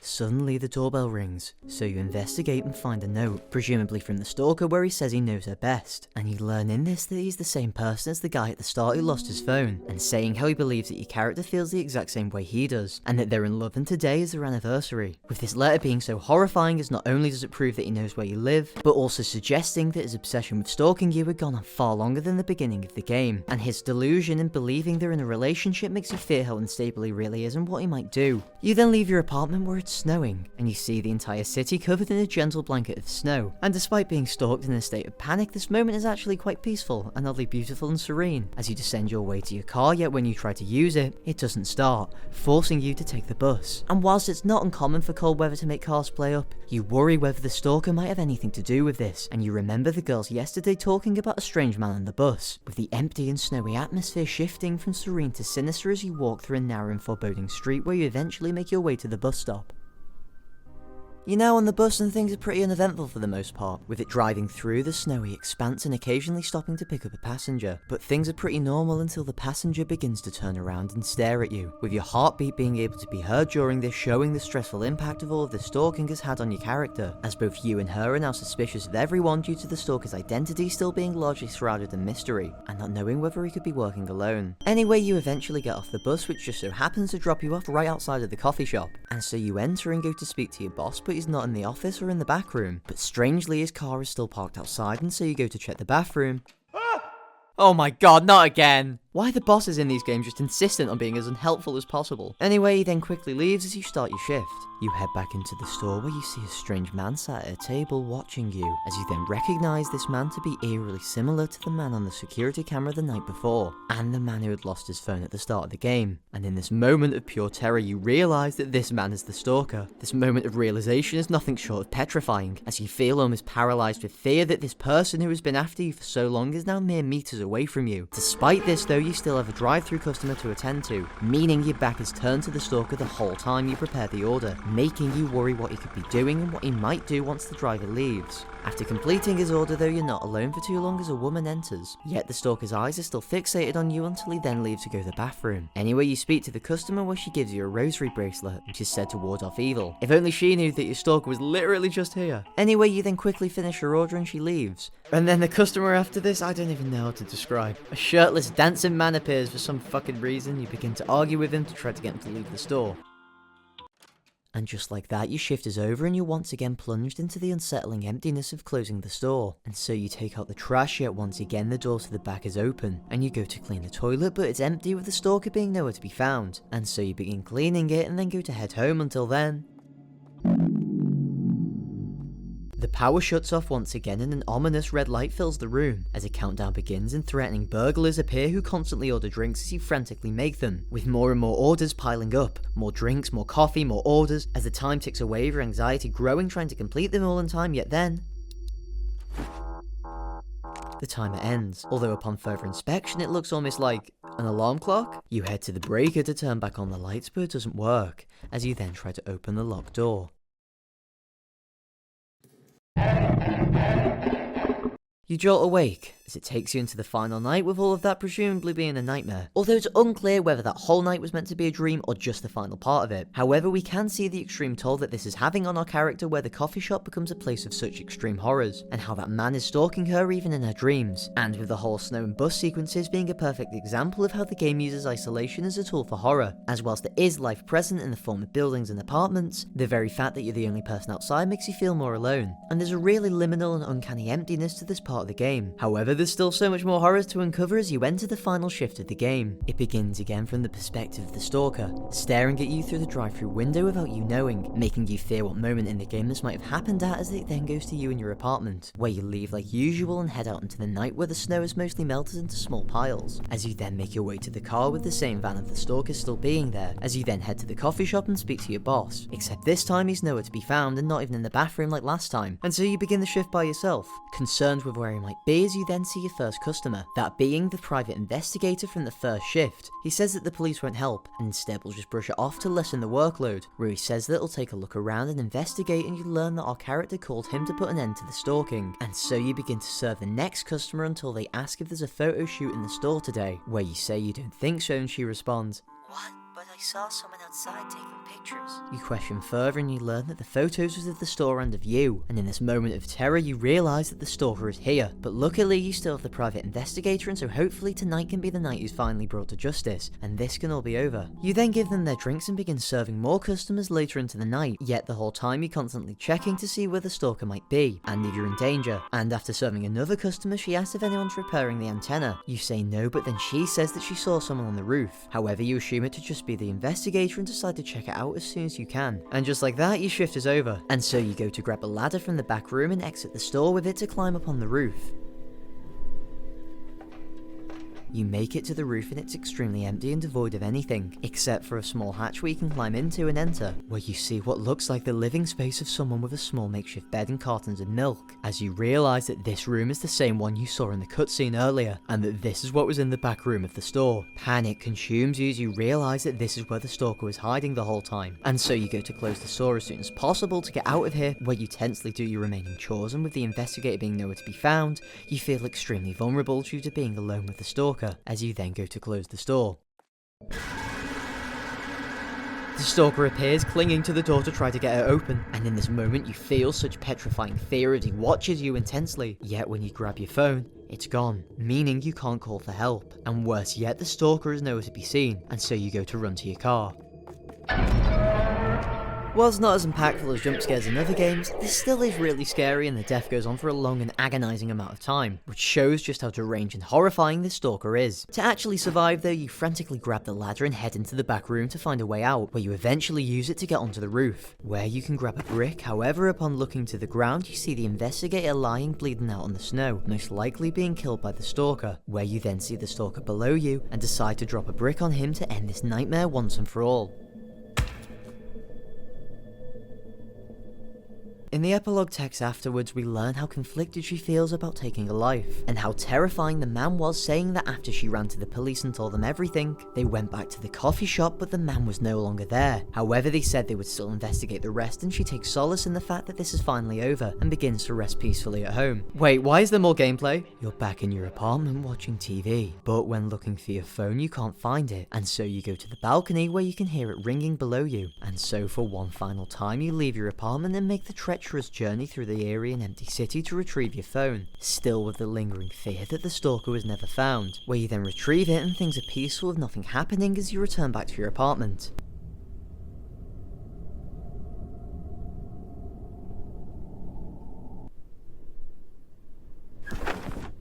And that is the closing shift. What makes this game so unique is how immersive it is in putting you in the perspective of the character, and by seeing her day-to-day life and being in the monotony of day-to-day work, it makes those moments of horror hit much harder, as you feel that horror as though you are her. This is a game that also goes against the conventions of earlier Chillas art games, by having no supernatural elements where the horror instead comes from the realism of it, and so the more immersed you are in that realism and in the very real threat of being stalked, the more perturbing the game is to play. Compared to Chillas art's previous games, we can see a clear improvement in stuff like the story and the gameplay, as mechanics like making the coffee are more enjoyable than the gameplay in previous games, where they were mostly story and horror focused. Then in terms of horror, I would say this game is fairly scary, and evokes a lot of the same feelings as in the convenience store, where not only is the structure of the game so similar to each other, but also that idea of finding horror in everyday locations that are supposed to be safe. You've probably been to a convenience store or been to a coffee shop, and hopefully it's been pretty uneventful, and so by taking a place you associate with safety, and making it dangerous, it makes all of the horror hit even harder. But there's also another aspect to the horror of these games that makes these games even more frightening, and that's just how real the threat of stalking is in real life. In Japan and most of the world, stalking is an extremely big and extremely dangerous issue, and is something that disproportionately affects women, with more than 1 in 6 women being stalked at some point in their lifetimes. And according to data from 2018 in Japan, almost 90% of stalking victims were women, and so this is a very real and very serious threat in society, and this is exactly what we see in the closing shift, where throughout the game you see countless people talk about the large amount of stalking that's happening, and how little is being done about it, and so part of what makes this game so scary is that what's happening here isn't something exaggerated or fantastical like you see in other horror games, but instead something that can and has happened before in real life. Now, I often think equating real-world serious issues to fictional stories always seems a bit in poor taste, since the last thing that should be done is to glorify and make light of situations that have affected real victims. However, I feel the way in which Chillas art handles these issues does a great job at raising awareness of them in a respectful way, as throughout the game we see how unseriously the stalking is taken by those in positions of power, and sadly if they did it wouldn't have ended so badly, as they would have been able to stop the stalker before things got too bad. And I think by having that disturbing ending of the stalker being in her closet acts more as a message to us, the audience, that if we want to truly be rid of him and other people like him, then we need to be the ones to act and make changes in society, and shows how ineffective things are now, where sadly stalking incidents like this can happen, as in 2024 stalking rates in Japan hit record highs. And so I think it's good how Chillas art doesn't shy away from raising awareness for issues like this in society. We can also see this in some of their other games, where a large amount of them highlight serious issues, like in the game The Karaoke, which I didn't cover here because I thought the themes were just too heavy, as it tackles with themes of SA and abuse from those in positions of power, or in Missing Children, where your character isn't taken as seriously just because she's a woman, which all highlights how Chillas art uses horror as a means to illuminate parts of our society that are extremely bad, and how we can be the ones to change that. I don't think that there's a game of theirs that's more relevant to the modern day now than their game Parasocial. Parasocial is one of Chillas art's most recent games to release, with it releasing just over a year after the closing shift in August of 2023, and is in my opinion the culmination of every skill Chillas art has built over their vast library of games, and shows a unique horror style that's scarily relevant to life today. For those that don't know, parasociality is the idea of having a one-sided relationship with a celebrity or influencer that has no idea of your existence, and is something really relevant to today, where online influencers make it so easy to build parasocial relationships because of how easy they are to interact with, and to certain types of people this relationship between viewer and creator can turn from one of a fan to one of thinking you're actually friends with them, and to the wrong person it can lead to some horrifying stuff. And in this game he plays a streamer who gets stalked by a parasocial fan, and it's extremely disturbing. From an interview I found with Chillas art about this game, they said they're inspired by a recent event involving a streamer and a parasocial fan, and views this sort of thing as unique to the modern day, and thought it would be interesting to make a game about that, and that it would be easy to get into that worldview. I think all of this will be evident once we dive into Chillas art's most petrifying game. It opens with you waking up at 7:30 PM to begin streaming, as you play as Semrenina, a VTuber who lives alone in her apartment and likes to stream games to her audience. I think this is actually the first game I'm covering in this video where the main character actually has a name, which is nice. Anyway, you get a text from a friend and check your phone to find a text message from none other than Chilla's Coffee. Oh god, not again. You also find a text message from presumably an ex-boyfriend and a discouraging text from your mother about streaming, but also one from a friend who had left food for you, and so you eat it and then head to begin your streaming. You have to do some basic setup like setting up your VTuber model and using your camera for tracking, and begin to load up the game and the streaming software to begin your stream. The game you're playing here is Manto, which is actually a real game that you can play in real life, with it being a PuppetCombo-esque low-poly horror game that features you being chased by the titular Manto, and was Chilla's Art's second game to ever release. I think that's cool that they reference the old workings of their best stuff yet. Anyway, your stream is fairly generic as you play the game, with the occasional chatter coming in to talk like Lone or I Love Nina, who cheer you on as you play the game more. Until then, you fail miserably at the game, and so you ask for some recommendations, where a chatter sends you a link to a different game called Horror Game Only for Semrenina, with a website that looks not at all sketchy in the slightest. Surely we wouldn't actually download— oh my god, we have to download it. You launch the game and you're in a dingy looking apartment with trash bags everywhere, and a general sense of decay and unease, with a room featuring a similar setup to yours, yet the monitors contain only static. However, not much happens besides you finding 4 numbers to enter a code to unlock a door, and so you enter the code. Suddenly your chat begins freaking out, with all of them talking about your face. But you have a VTuber avatar, right? You look in horror as you see the avatar has been disabled, now showing the webcam pointed at your face. And so panicked, you end the stream. Something seems off about this though. I don't think it's a coincidence that as soon as she installs a game by a fan literally called I Love Nina, her stream just so happens to stop showing her as a VTuber and show her face, as you wonder who this mystery person could be. But what's even more unsettling is how when you check your phone after the stream, you get a text message from an unknown number saying, "Keep streaming the game I sent, otherwise bad things happen." Making it even scarier with the thought that this person also knows your phone number. And so unsure what to do, you text your friend Osaka about everything that's happened. But she's busy and can't respond, but promises to come round and talk to her tomorrow. But just as that happens, your doorbell rings. However, upon looking through the peephole, no one's there. But when checking the letterbox, you get a note saying, and this immediately fills you with dread, as now whoever this stalker fan is, they know where you live, and creates a similar sort of feeling as in the closing shift, when now you're unsafe in your own home. You wake up asleep at your desk after completing a virus scan and making your computer safe. And it's now early morning where you're supposed to take out the trash. And so you do, and along the way you familiarise yourself with your apartment and its surroundings, being a high-rise building not too dissimilar to the apartments in the closing shift, where again there's that sense of emptiness as you wander along the balcony, where you also see the apartment next to yours is under renovation. As you then make it to the elevator.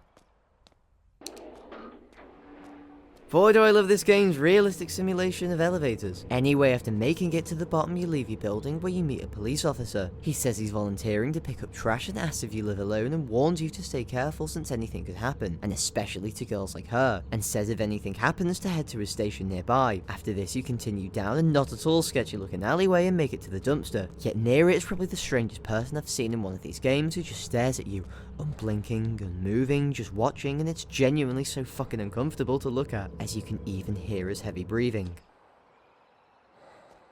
Could this be the person who made the game for you? Well, after this, you watch him disappear behind the building and head back to your apartment where you met with your friend Osaka. She seems really concerned about how you're doing, and decides to take you somewhere.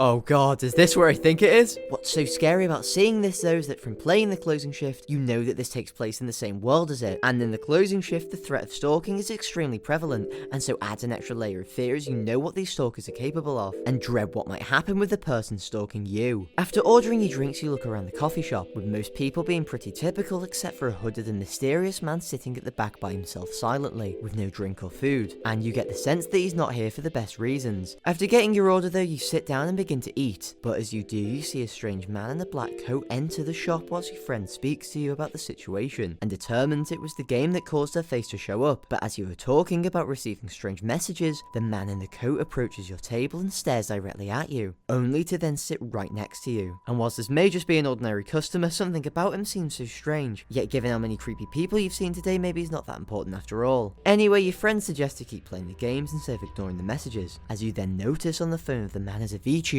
Your VTuber. After reassuring some of your worries, Asuka then asks about why she broke up with her ex-boyfriend, where Nina says that they just won a good match. And once again the man stands up and stares at you, yet when you tell your friend he quickly leaves. One of the best aspects of this opening is how quickly it gets you into the horror, as in games like the convenience store or the closing shift, at the start is pretty uneventful, with each night getting progressively creepier until you reach a point of no return. Yet with this game it just straps you right in and already puts you past that point of no return, as the stalker is already after you from the get-go. After this, your friend drops you off at your apartment as you then go in the elevator. You watch in horror as the same creepy man from the cafe enters with you, yet the whole ride he faces away from you, not allowing you to see his face, and so you exit the elevator and you anxiously walk back to your apartment as he stays in the elevator, but now you're filled with immense fear knowing that he knows what floor your apartment's on. You then start streaming the game from yesterday where you're in a new level, this time featuring a series of maze-like alleyways, and unsurprisingly in your chat is I Love Nina. Although the game's quite boring and uneventful, where you basically just have to avoid a police officer whilst you gather a weird ghostly girl and bring her to a red door which unlocks it. Although whilst playing you see a message in chat from the same person who made the game saying, I go to Chilla's coffee too. As you realise that the stalker in chat is the exact same as the stalker in real life, and from here the game only gets even more disturbing. After a long day of coffee and streaming, you decide to take a relaxing bath to calm your nerves, yet you notice that the door to your balcony is left wide open. Did someone come in while you were streaming? Panic consumes you as you nervously check all around the house until then... Nah, I'm just fucking with you, there's nothing there. Wait, is that a YouTube subscribe button? Oh god, the only way to make this go away is by pressing it. You get in the bath and reflect on the events that has happened. Yet this is far from relaxing as you're left with the eerie silence of your bathroom until then.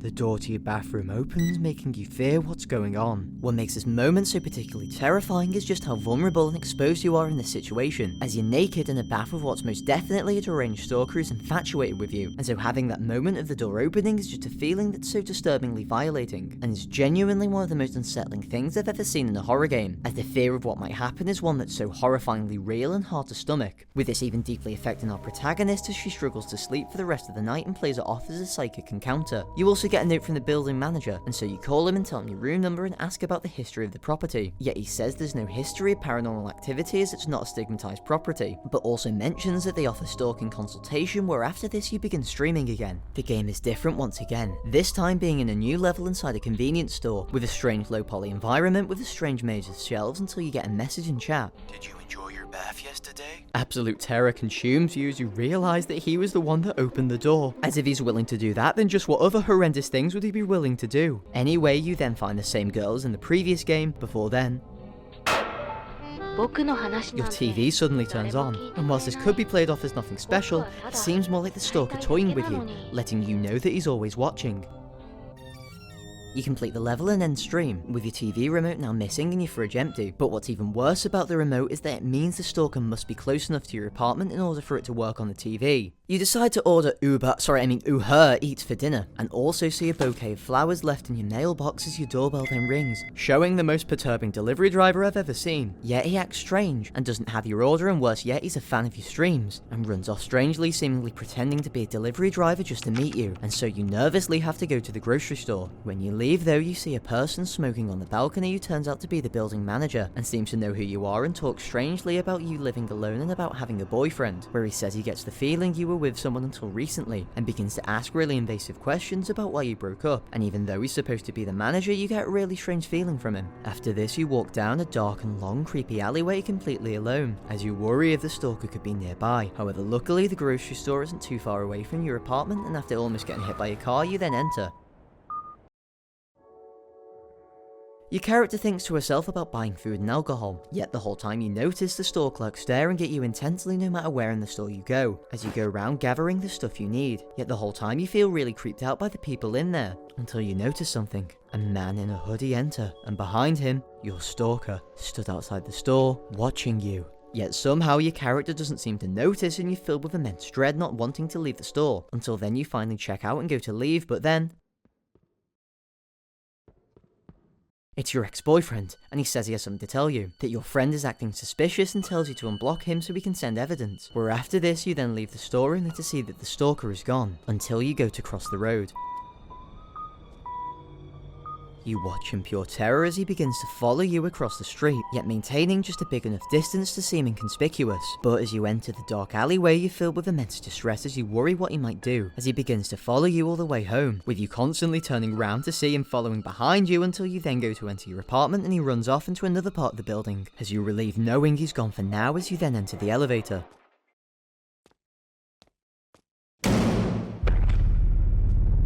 He gets into the elevator with you as he lingers there silently and not moving, as he feels so frightened as on one hand you need to get to your apartment to be safe, but in doing so you'd be risking him following you further. And as you get off the elevator, he does too once you walk far enough away, and stays at the end of the balcony, still watching. What makes this part so incredibly disturbing to play through is how it utilises red herring characters to build up that sense of paranoia and dread. As from the very start of this sequence, you have so many creepy characters like the Uber driver, building manager, store employee, the other shoppers, and even your ex-boyfriend, all making this one simple task of eating dinner something that's so frightening and uncomfortable, with all of these people having a strange and ominous aura to them that makes you wonder if they are the true identity of the stalker, and makes the reveal of the stalker far more distressing as it pays off all of that dread and paranoia the game has so massively built up to this point. After getting back into your apartment, you frantically text your friend where you say about calling the police, but she dismisses it, saying the police won't care without evidence, but she still recommends to consult with them and suggests visiting the police box in the morning. But worse yet is that she's away for the next few days, meaning no one's able to help you right now. Yet right after this you get a text from an unknown person asking you if you can trust what Asuka said, and talks about what your ex said earlier, and says it's good to get allies before ending it with, "You are all mine." And this is probably the creepiest text message in the game, and so desperate for answers, you unblock Rukia. He mentions how he watched your stream and saw her get hacked, and believes that Asuka has something to do with it and sends you this photo, where you see her interacting with the stalker, as he says that Asuka is the only other person who can enter the apartment, and you're left in shock now, not being able to trust the person you thought was your closest friend, and so you block her. Until you then hear a strange static noise coming from your computer, and upon investigating you see a VTuber on the screen saying how you were abandoned by your friend and will be forever alone just like them, living in darkness with no one to come and save them until then.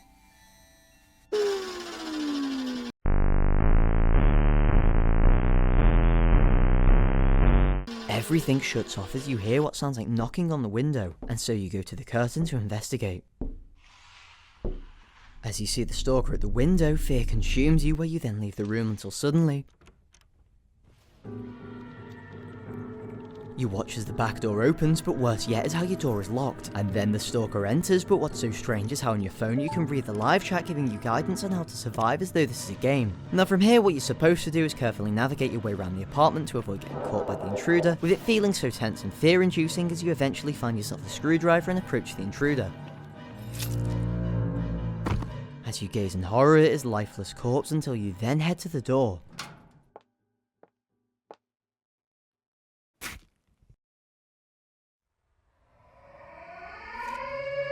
Oh, thank God it was just a nightmare. Whilst not real, this part shows us just how much of a toll this is taking on Nina, making her so fearful to be in her own home, and what's presumably meant to be a representation of her friend betraying her, highlighting just how scary and anxiety-inducing it is to worry about being stalked. Anyway, you then leave to your apartment and head to the police box to consult on the stalking, and the walk there is layered with the fear that you'll see the stalker again, yet luckily you don't, and you speak with the police officer in the park. He goes through everything you've told him, but says without evidence there's not much they can do, and if it happens again to get in touch with him directly, as calling the police would take too long, and he seems really reassuring and gives you a tiny bit of safety. Yet you know that the only way to resolve this once and for all is to get proof, and to get that it means you'll have to see the stalker again. It's now late at night, and you're walking back to your apartment, yet the whole time it feels so eerie and menacing, as though the stalker could reappear again, and your character feels this too, talking about feeling so scared, and you debate on whether or not to call Asuka, even though you know she's against you, although do you really believe Rukia, who was once blocked over Asuka? However, you decide against calling her and stream instead.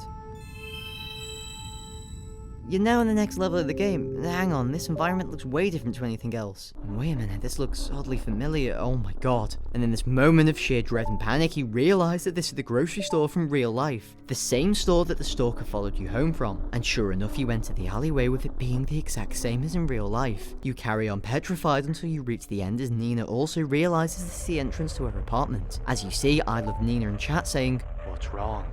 as people in chat also realise her fear and panic. And what's so scary about this is now not only does the stalker know where she lives, but all of her stream does as well. Yet due to the threat of the stalker, you have to keep proceeding. You go into the elevator and make it to the top floor, and sure enough it's the exact same, as you then enter your apartment with it being disgustingly accurate to real life, suggesting all sorts of messed up ideas before then.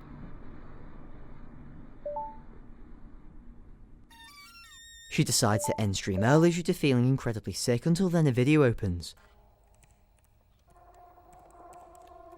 You see a recording of Nina at her desk, then her in the bath and even her sleeping, with this being just so sickening and violating as you realise just how much the stalker has been watching you, and you feel so powerless as you think back to all the small seemingly insignificant occurrences, and realising that the stalker has been watching you since the very moment the game began. After this you call the police, now with solid evidence that will surely be enough to end this for good, as you tell him you need help and he says he'll be right over, and knowing you're not safe you have to hide until help arrives, terrified at the thought of what the stalker might do to you.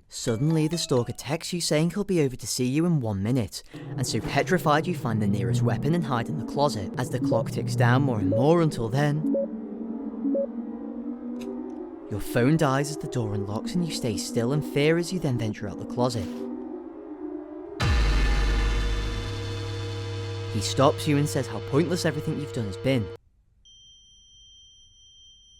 You're laying on the floor with a ringing in your ear as you see the stalker leaning over you, until the police and another man enters where the stalker runs off, with them chasing him as another man then comes forward to pick you up. It then jumps forward to an epilogue where you learn it was Rakia, her ex-boyfriend, who saved her, and the police said the stalker was a crazed fan who watched her daily and fell under the illusion that she was his girlfriend, before then saying, "The act of misconstruing your relationship with an online media personality and being under the illusion you're in an intimate relationship is called parasocial." And her case of this is far from being the only one. And after Rakia helped her so much, she decides to go out with him again, where it then cuts to you with him at Chilla's coffee. Wait, why is the game not over yet?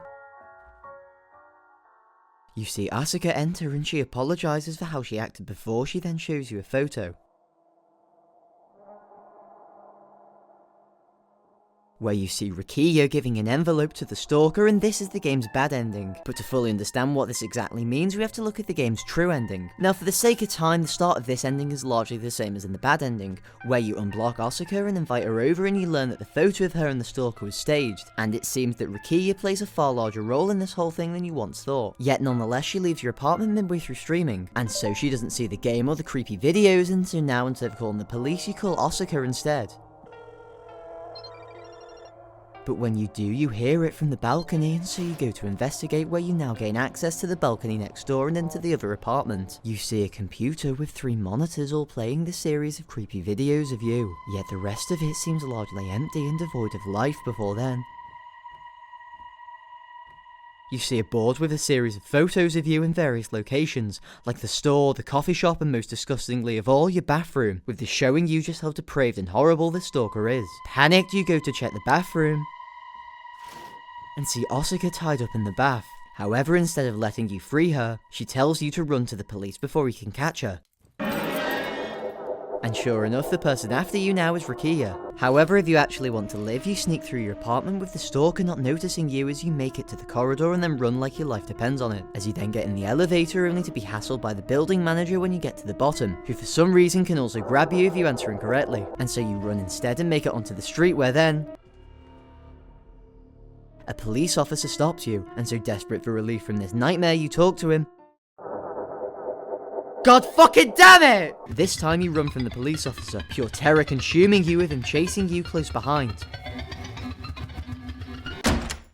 It then cuts to a news report where you learn that 4 people have been arrested. Rakia, his mother the building manager, his younger brother who dressed as a police officer, and the stalker himself. And over the course of the report you learn that Rakia was the main one stalking you the whole time. However, you're filled with immense relief knowing that this nightmare is now finally over once and for all. And so you end it off with one last chat with Asuka, where you reflect on everything that's happened and decide to move out, before she then recommends a game to you, the convenience store.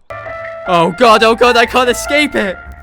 And that is Parasocial. This game is by far one of the best and most polished experiences by Chilla's art, and doubles down on this realistic style of horror way more than the closing shift, by having the stalker be way more of a present threat throughout, and having him be far more active in his attempts to pursue you. As in the closing shift, the stalker, while still horrible, he stays mostly out of sight, not wanting to be seen by you whilst he takes photos and watches you. And whilst the stalker in Parasocial also does this to some extent, he's far more present and wants you to know you're being stalked. He gets uncomfortably close to you, he follows you home, he breaks into your apartment, and he constantly lets you know that you're being stalked. And I think this is far scarier than in the closing shift, as from the get-go you know that you're being stalked, and the rest of the game is more about trying to survive and solve the mystery of who's behind it all, whilst the closing shift is far slower in its delivery of horror. Compared to other games like the convenience store and Okaeri, I would say I really prefer the more realistic approach to horror, as it makes the game far scarier, and whilst the supernatural elements of horror are interesting and do have their own fear factor to them, I think the very notion that these things can happen to you in real life as they've happened to so many before makes them more realistic games so much scarier for that reason. The ending of the ex-boyfriend being behind it all is also not too uncommon, as the most common relationship between victim and stalker were boyfriend and girlfriend, including former partners like we see here in Parasocial, and the fact that situations like this isn't that uncommon makes the whole thing even more horrific.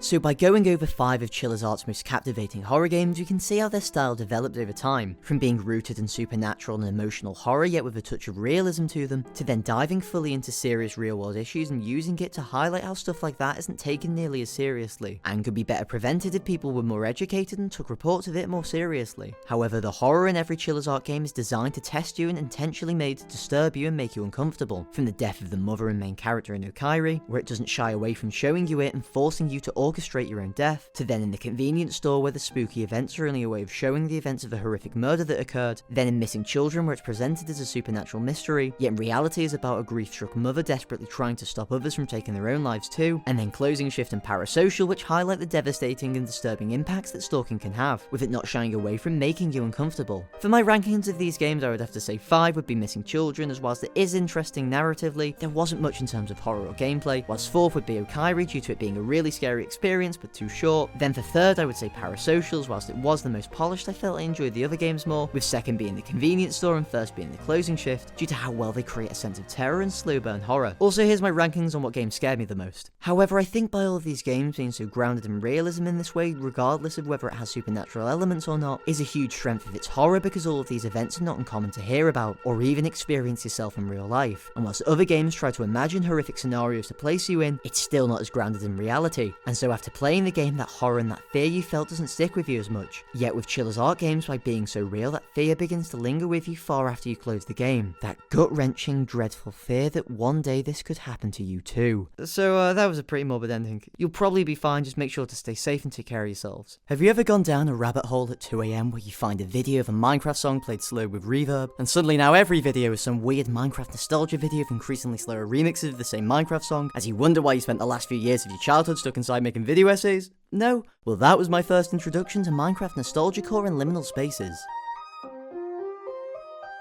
But to understand what makes Minecraft liminal spaces so unique and the horror it creates, we first need to understand what a liminal space actually is, since they're hard to describe beyond just a vague feeling. Liminality as a concept is basically just the transitional space in between two states. Like that uncertain point in growing up where you're too old not to think about the future but too young to actually do anything about it, and so to apply that concept to physical places, it describes places in between or transitional areas, whether that's literally like corridors or hallways, but also figuratively, by showing places that feel so similar to our reality yet something feels off. Old areas that you can faintly remember going to in your childhood, yet there's a strange emptiness and foreboding feeling that comes from it, as though you're seeing a reality similar to yours but one that you never grew up in. Now, liminal spaces can have a nostalgic quality to them, giving a sense of warmth or comfort in its vivid familiarity, yet some of them more disturbing or ominous quality to them, like something could be lurking just out of view, or like something is wrong with what you're seeing and it makes for something that's deeply uncomfortable, or even images that are a combination of both of these feelings, making for a nostalgic yet unsettling feeling. Yet most liminal spaces tend to exist grounded in our world because we're most familiar with it, with few games being able to give that same feeling. Yet one game that actually does this well in all aspects is Minecraft. You see, Minecraft liminal spaces are strange, because assuming you play this game since you're a kid, you're probably more familiar with the world of this game than any other, allowing for the familiarity aspect of liminal spaces to take effect, but also having over a decade's worth of nostalgia towards it, allowing the nostalgic aspects of liminal spaces to take effect too. And this combination allows for Minecraft liminal spaces to be some of the most compelling yet also haunting liminal spaces I've ever seen, and is a great great example of how the inherent horror of Minecraft has been taken and warped into something entirely new, with YouTubers like One Heaven and many others demonstrating this perfectly. Now, I'm sure they aren't the first to popularize this type of stuff, and I don't even know if these screenshots they use are even theirs, but this style of video revolves around a series of screenshots of nostalgic and strangely liminal environments in Minecraft, all while an altered song from the game's soundtrack plays which gives it that familiar and dreamlike feeling, as though this game you're so well used to has a hidden side to it that you're only just finding out about, with most of the images invoking core warm memories, yet with a sadness knowing how much time has progressed since then. And I think that feeling is shared by a lot of people given how these videos rake in millions of views. But in between the comforting nostalgia are images with a certain emptiness to them. Worlds that look so familiar yet stretching on forever with something deeply off about them, and making you uncomfortable and even fearful of what that world is and what it may be hiding. It looks just like Minecraft enough to seem recognisable and comforting, but so different as to instill a deep sense of unsettling unfamiliarity, with something that captures this feeling the best in creating horror being Herobrine. If you enjoyed this video, then make sure to subscribe so you don't miss my future video essays,